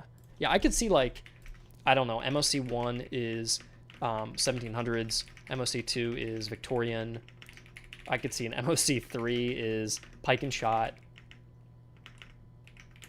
and then, you know, I could see an MoC 4 is return to the full 18th century. Like, that's how you could make it, like, cyclically kind of come back around if you wanted to. But I think doing 1700s, and then pike and shot, it's not really as refreshing. Even in terms of going to the pike and shot era, it's just even more similar to that. So I feel like if you do this, it gives people a nice break from the 1700s, and then pike and shot gives people a break from industrial warfare. So everything is like very paced, like very nicely there. So yeah, I think this looks like a clear progression. And I think pike and shot has to be saved because Victorian combat is essentially line up with a musket and shoot. And that's all you have to train your AI to do is form a battle line and shoot. And pike and shot, let me just be clear, okay? Pike and shot battle formations. Let me just show you how complicated that pike and shot looks.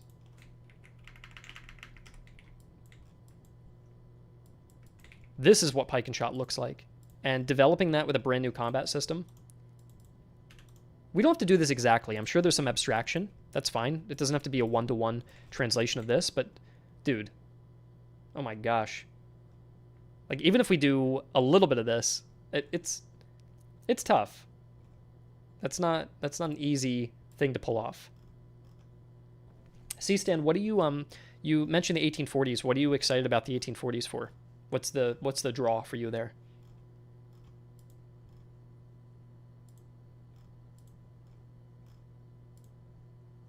But yeah, the pike and shot era, I have to admit, the pike and shot era is like the best possible sequel in terms of like the customization of the units, the colors, the color identifiers of the regiments, choosing all the different weapons. Like it's probably the best possible sequel you could do from that perspective, but I just don't think it's time to do it. I don't think it's the right time, because I think this is going to be difficult to pull off both an overhauled campaign structure with the battle structure like this. It's really, really tough. And the combat is very messy, as you can see.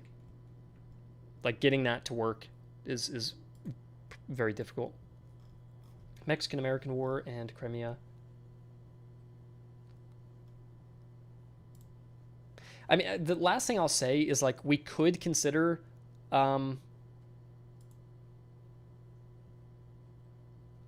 if people really wanted it, we could consider pike and shot, but keep the roguelike campaign, and you just go region to region with your pike and shot formation, which could work. Because I know people really want it badly, but I also don't want to like do it now before I have the campaign that I want finished. Because I don't want to use the roguelike campaign for... The roguelike campaign works well for like a military career, where like you're deployed to different fronts.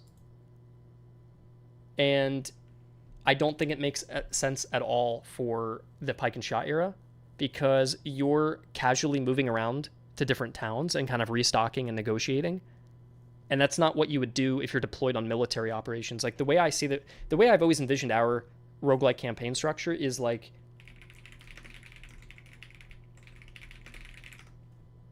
if you look at the Crimea campaign in 1853, it's this like concentrated operation in one specific sector of combat. Or if you look at the Peninsular campaign in the 1861, it's this like linear, you could almost look at it upside down. It's this linear like combat operation where McClellan progresses left to right to get to the final area. The pike and shot, like, I would want pike and shot campaign to look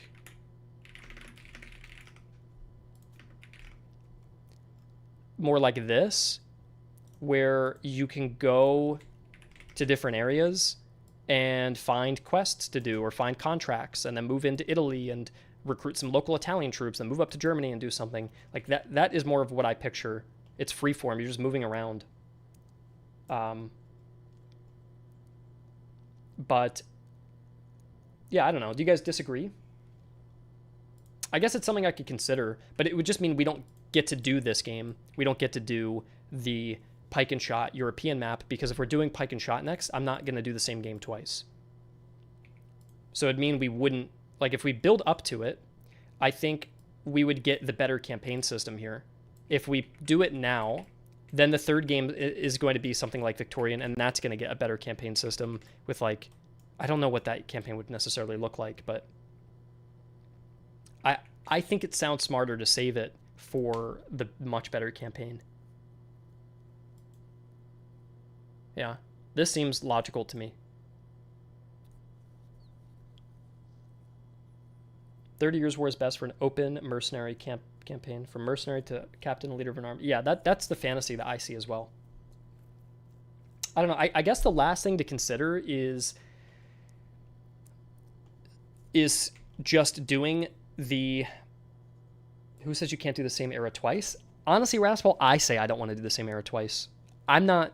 Creatively speaking, I am not going to work on the same period of the same location, of the same combat, of the same systems for 6 to 8 years of my life, for a decade. Because I'm also not making games forever. By the time I'm like 40, I'm probably going to be done with this. And I'm going to do something else. But like, if 90% of my game dev career is focused on doing the same thing repeatedly and making the same game over and over again, I'm not doing that. I'm not doing that. I also will admit this. I will admit, I don't like the pike and shot era. I don't think it looks cool. I don't think it plays well. I think the uniforms suck, okay? And I think the combat sucks. So if I had to do that for 10 years, I'd lose my mind. That all being said, I love the fantasy of moving around in Europe in the 1600s, visiting Venice and seeing what the city looks like, and picking up local troops and finding contracts, and the continent is embroiled in war. That's a fun fantasy to me. And you're one of the last mercenary groups, because mercenaries are on the way out, and by the end of the 30 Years' War, mercenaries are gone. And that's a fun fantasy from the campaign perspective. In terms of everything else, I do not even like the time period. Renaissance is awesome. Renaissance Pike and Shot is great, because Renaissance is like the Italian Wars uniforms. Like, this is cool. You've got swords and bucklers and armor. You've got Landsknecht. You've got really colorful uniforms. Look at the color on all the uniforms there. Beautiful. The Italian Wars have the best uniforms. I think you even get some kind of like knights that still look like medieval knights. So this is awesome, right? If you want to look at what the 30 Years' War looks like, what you're really looking at is primarily everyone just wearing brown. They're all just wearing brown. There's no uniformity, because the uniforms don't exist at this time. Everything's mix match. Okay.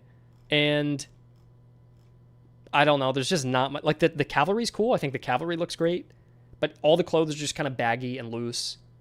And I don't know. So I'm not, like, this is just not as cool to me compared to any of the other periods in terms of, like, uniforms and stuff. Like, the Swedes can look cool. I think the Swedes look okay. But, yeah, I don't know. I'm not doing this for 10 years. I'll do it for one game, and I can get excited about it, and we can make it cool. But I think, yeah, it's just not as interesting to me. Do the Italian Wars. The Italian Wars, Raspel, is more medieval, and you are never going to convince me to go head-to-head and compete with Medieval 3 Total War. That's like that's complete suicide.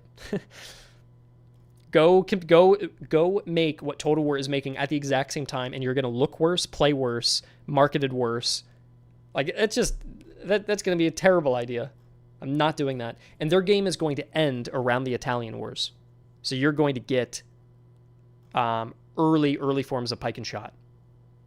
So hell no, I'm not doing that. I'm not competing with Medieval 3. Definitely not. But yeah, man, I don't know. It's a tough one. At least I've narrowed it down. It feels good to have narrowed down my parameters. I know I'm not going to do World War II. I know I'm not going to do a first-person shooter or something like that, right? Like, I have my parameters of what I want to do.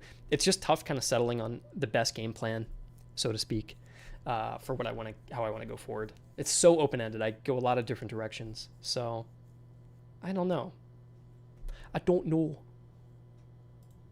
And it's a tough thing to figure out.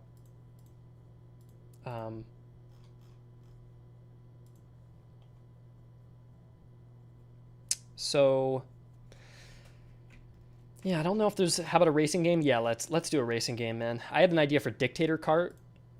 It's actually Tom's idea, our lead developer. And Dictator Kart, you're going to choose a famous dictator from history. So you could be Pol Pot, you could be Stalin, Hitler, and you have a kart, like Mario Kart, and then you race through the most horrific scenes that these dictators inflicted upon their populations. So you're going to race through, like, the Siberian worker camps. You'll race through the ruins of Stalingrad. And then this will be a $60 AAA experience. And no one better steal this idea. I better not see Dictator Kart before we make this. There was a leader dating game idea. I don't remember that. I think someone was modding that into our game, but no, I'm just kidding. We are not making Dictator Kart, but it is a reoccurring joke within our own development team. It's like, if everything goes wrong, you just go make Dictator Kart.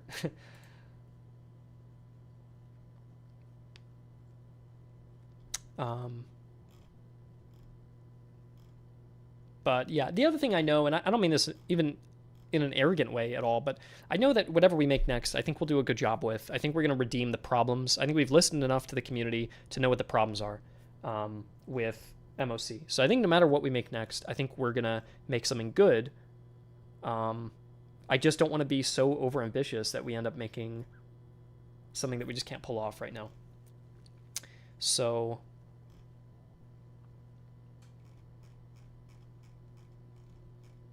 yeah, really tough call. Very, very difficult decision for us right now.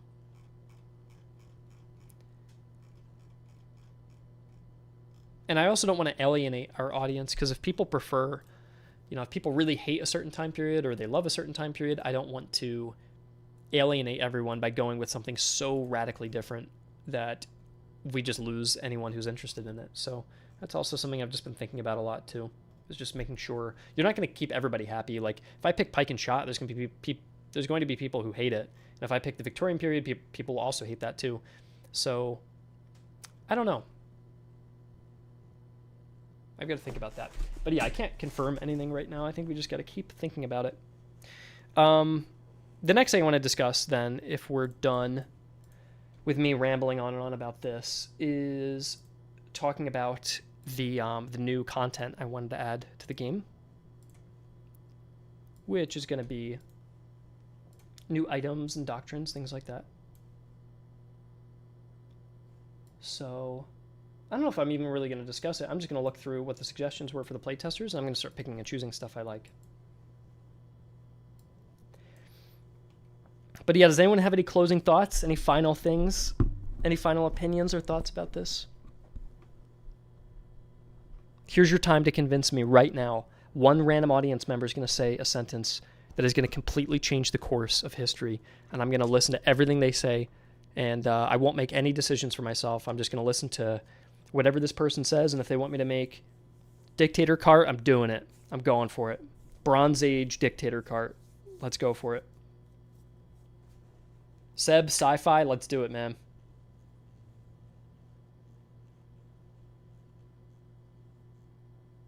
Let's do it. Bronze Age MoC. Sci-fi MoC. The Iraq War, yeah. Customize your troops in the Iraq War.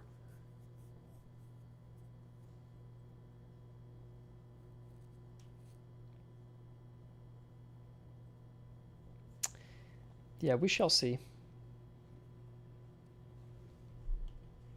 Neanderthal, yeah, I like that idea.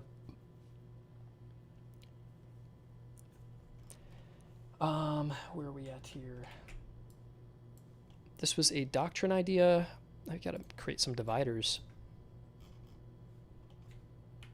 Pike and Shot Iraq War. Dude, you might be onto something. What would be the intended scale of the Victorian era? I think you'd be leading a corps. And if the unit sizes aren't correct, you would just change the HP on the units. Like we already make it right now in the game, so that for every on let me look at the scale. If you're playing on Epic, for every 2.4 men in HP that the unit has, it only loads one model. So if the Victorian period had larger units, you would just change this number and change the divider. So I don't really care about that. That part doesn't really bother me.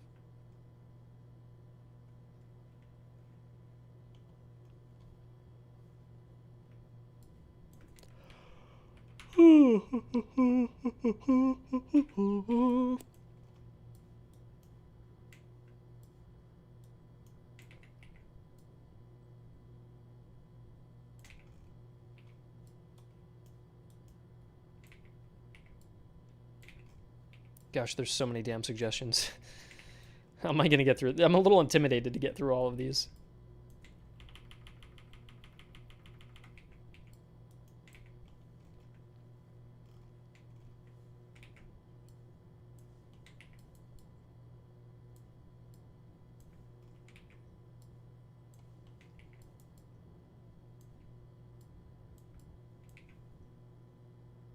Does bro read the ideas section anymore? Or is it all playtesters? I don't really read the ideas section as much, honestly, because a lot of the ideas are kind of bad, to be honest. I'll be real. I'll be perfectly honest. Many of the ideas are not good. Do you want me to look at some of them and shoot a few down right now? Let's take a look at the ideas tab. Increased light infantry. No, I'm not doing that. Different era for MoC. I actually responded to this. Multiplayer, I cannot make a multiplayer system in a game that's already finished. Progression, this I actually noted down, but this is for the next game. Fort capturing doctrines, I'm not doing that. A unit directory, it's too late. I'm not going to create like an overhauled UI system. Like deleted post, okay. Officers getting negative traits instead of dying, no, I'm not doing that. Separate saves, that's a good idea. That's a good quality of life.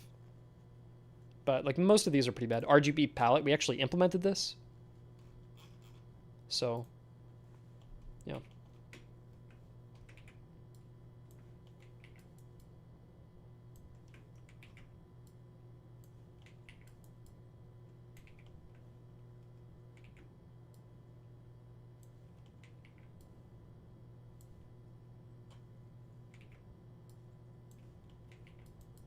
That's interesting. Pious rating takes longer, but you have higher morale. That's interesting.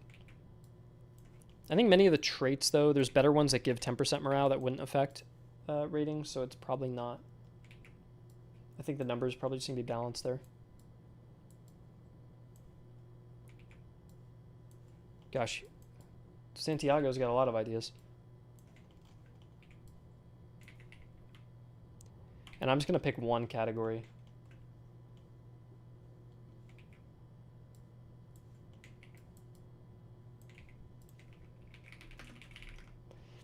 Army comp that gives extra loot from battles? No.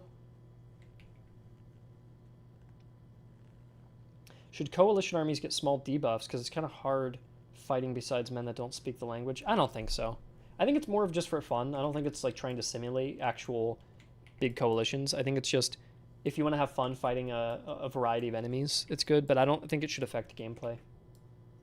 Especially, like if a player wanted to simulate that, you could turn on the coalition mode. And then what you could do is you can go into the modifiers and then turn on a positive modifier to give yourself a boost if you wanted to do that, if you want to roleplay that.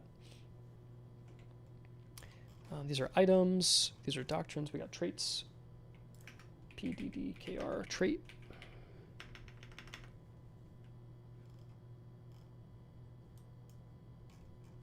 Oh, I think these are traits.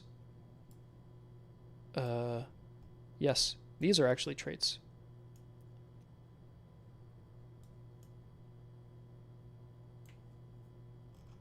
So I need to move this over. Oh my gosh. We've got no room.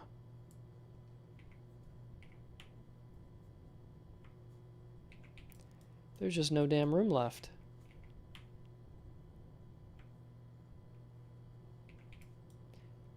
By the way, just out of curiosity, do you guys care about the Civil War at all? Like if we did the American Civil War, would you rather us just focus on adding more European countries and really flesh out Europe before saving like America for a DLC? Or would you want the Union and the Confederacy as just their own little countries you could also play as? Because I wonder if that's worth just saving or not. I feel like there's going to be a lot of Civil War fans, but yeah, I don't know. I don't even know if we're going to do the Victorian period. I'm just asking if it's worth it or not. Are these... I think all of... Yeah, these are traits. And then PDKR had trait ideas. As a solo Civil War game, but as part of a larger 18th century. Yeah, I'm not doing a solo Civil War. I wouldn't do that. Solo Civil War game, there's already plenty of those. And I don't think we would be very unique in that way.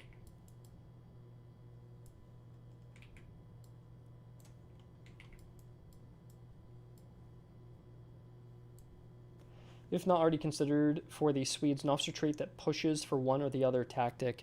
Maybe. The thing is, I'd have to make a DLC-specific, nation-specific, mechanic-specific trait. And I think that's getting a little too specific.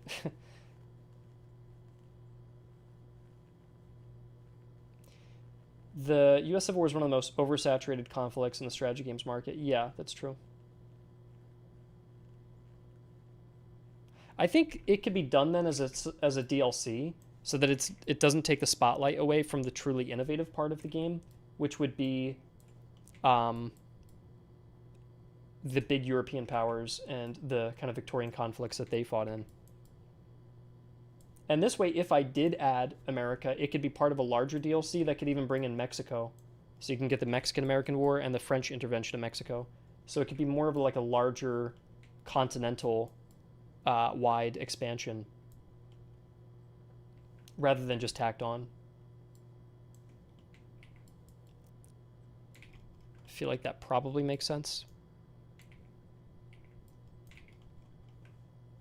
Especially from a roguelike perspective, it kind of sucked to only be able to fight the Confederacy as the Union and vice versa. So if you do it in the DLC, you can actually bring in like Mexico and other countries potentially.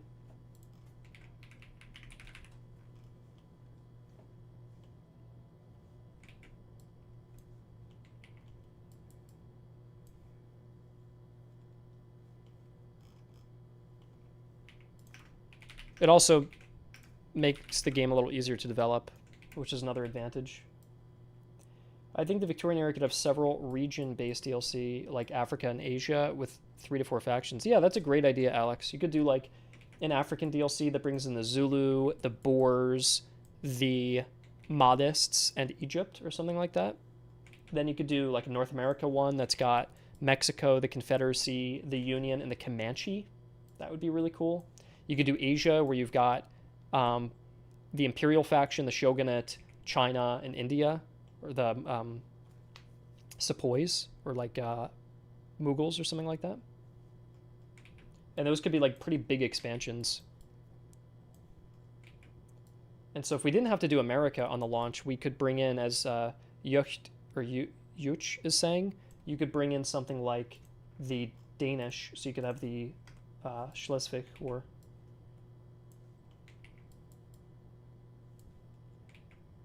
Dude, doing a Zulu DLC, can I be honest? Doing a Zulu DLC, it would be very fun. Being able to play as the Zulu as well. When have you ever played a game where you can play as like a Zulu army and you're actually like customizing the shields and everything? Oh my gosh, that's so cool. Whether you're fighting against them or as them, both of those just sound very interesting to me. Especially because we use ECS, so you can load in just so many models. You'd have thousands of models on the battlefield. It sounds very interesting to me. I don't think it's ever been done before, really, besides a mod for Napoleon Total War.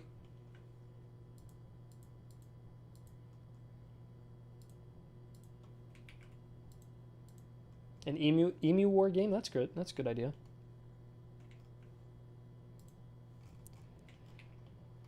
Oh my gosh, I'm running out of space. Christ almighty.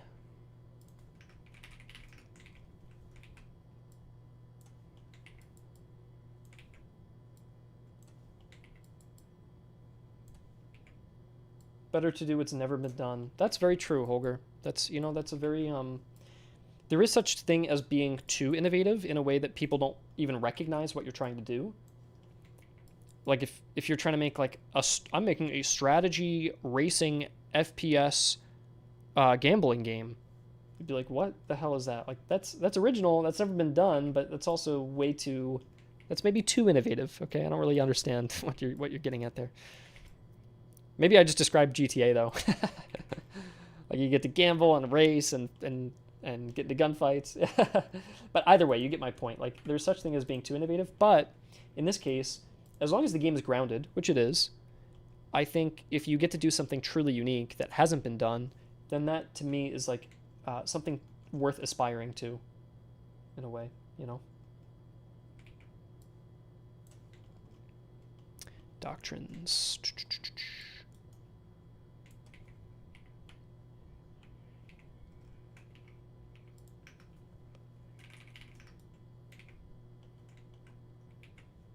Strategy racing would be F1 Manager, yeah.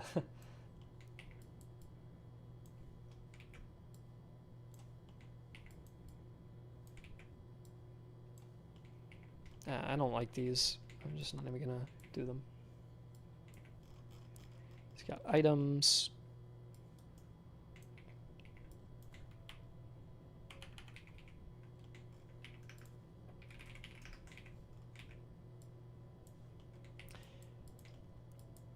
People really want something new. It brings people in, I think. Yeah, Holger, to be honest, dude, like, you guys should be honest. If you saw a trailer, if you saw a YouTube trailer for another Napoleonic game, I would probably click on it just out of curiosity, but I wouldn't get like an initial burst of excitement like, whoa, what's that? Because I personally have seen even all the devlogs that the Grand Tactician team is doing about the Napoleonic Wars. And even though I'm not a huge fan of this game because of its reliance on the AI art, I've even been watching the trailers of the Veterans Napoleonic War game. But if I saw that, I don't know if I'd be that excited because I've just been seeing so many. But if I saw something showing the Crimean War or the Franco-Prussian War or the wars in Italy or the Zulu War, something like that, I would immediately check that out because it's just so original. That's so unique to me.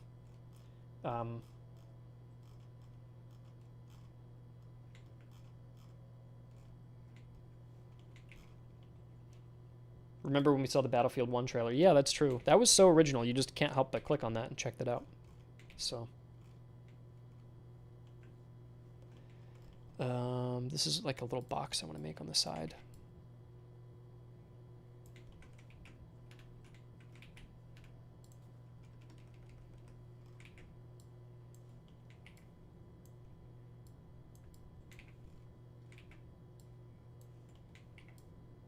Yeah, imagine a Garibaldi composition for Italy. That's cool. A red shirt composition. Kind of play by different rules with the red shirts. Have some kind of unique mechanic or something.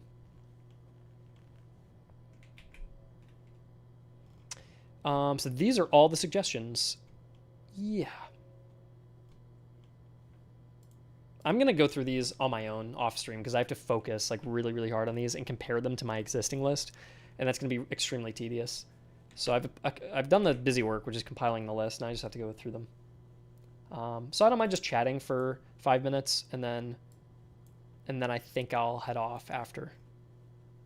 I think if you're doing a war that's been done before, you better do it in a brand new way that makes it play different. MSC2's got to be more cinematic. Yep, of course.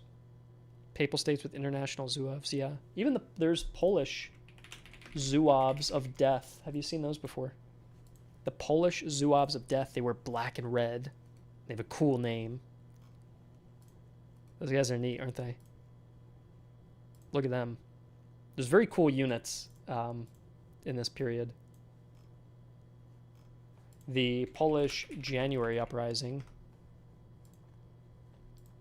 was very big. So you've got the Polish national government with a Garibaldi Legion.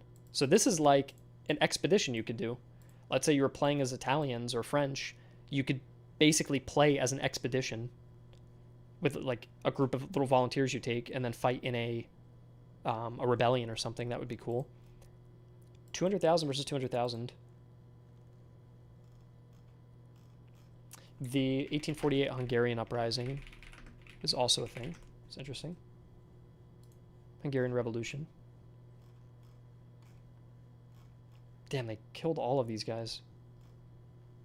Russia really bailed them out. Look at that, 200,000 men. If the Russians hadn't bailed them out, I wonder if things would have gone differently or not.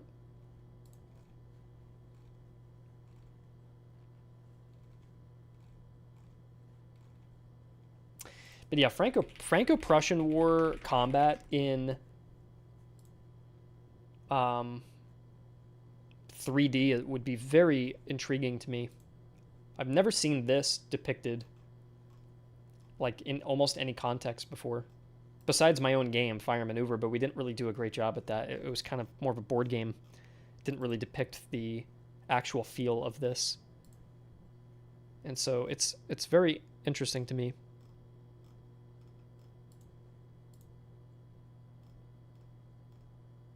Favorite painting is Gravelot. Are you talking about the one with this one here? Yeah.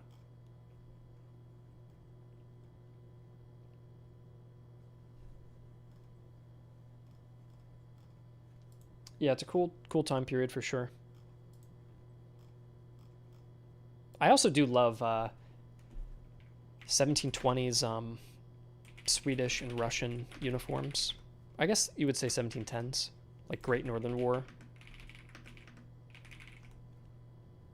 This is a very cool aesthetic as well, and some cool units. It feels very familiar in the context of MoC, especially as we're adding in Sweden now. But Yeah, definitely a very cool time period.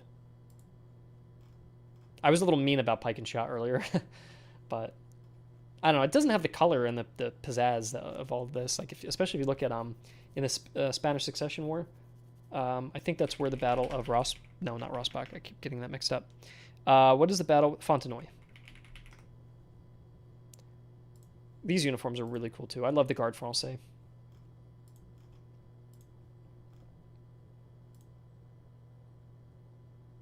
I wonder why the 1600s weren't as colorful. It's just because you did not have standardized uniforms, and it was such a large war being fought by primarily mercenary units that you didn't even have time to equip them. You didn't have the money to equip them with standard uniforms. You just have to raise up these units and fight this really devastating war. And so I think there were actually units at the beginning of the war that had more colorful uniforms, and they kind of just like became more brown as it went on because they just didn't have the time and the money to actually create beautiful uniforms, you know? I don't think that was really part of the concern for them. But yeah, this is a beautiful time period too. The early 1700s.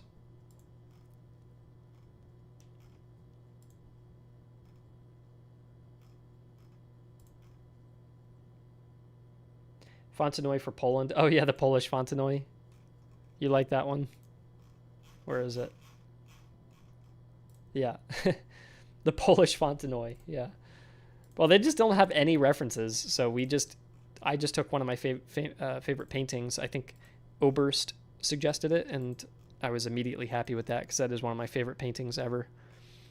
And we modeled it after that. I love Fontenoy and Empire Total War. Look at this. Yeah, I don't know about that. Don't know if this really looks like Fontenoy.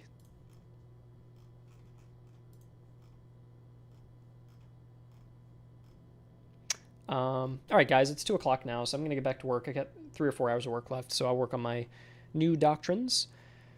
I'll get to work on that now. And if you have any other comments and stuff, I've been reading all of the comments in the last stream with my team, and I'll read these as well. So if you want to write any comments and stuff and recap your opinions matter to us because I am not in the business of making games for myself. I'm in the business of making games for people who want to play them. So if there's things that interest you or that don't interest you, whether they're mechanical or thematic, I don't really care. It can be anything. But any kind of feedback is nice because I just like to hear what you guys like. And I want to make sure that we're always in tune with what you guys want and that we're making stuff for an audience who wants this type of thing and that we're not just making something blind, you know? So that's about it. I will see you on the next one and take care, guys.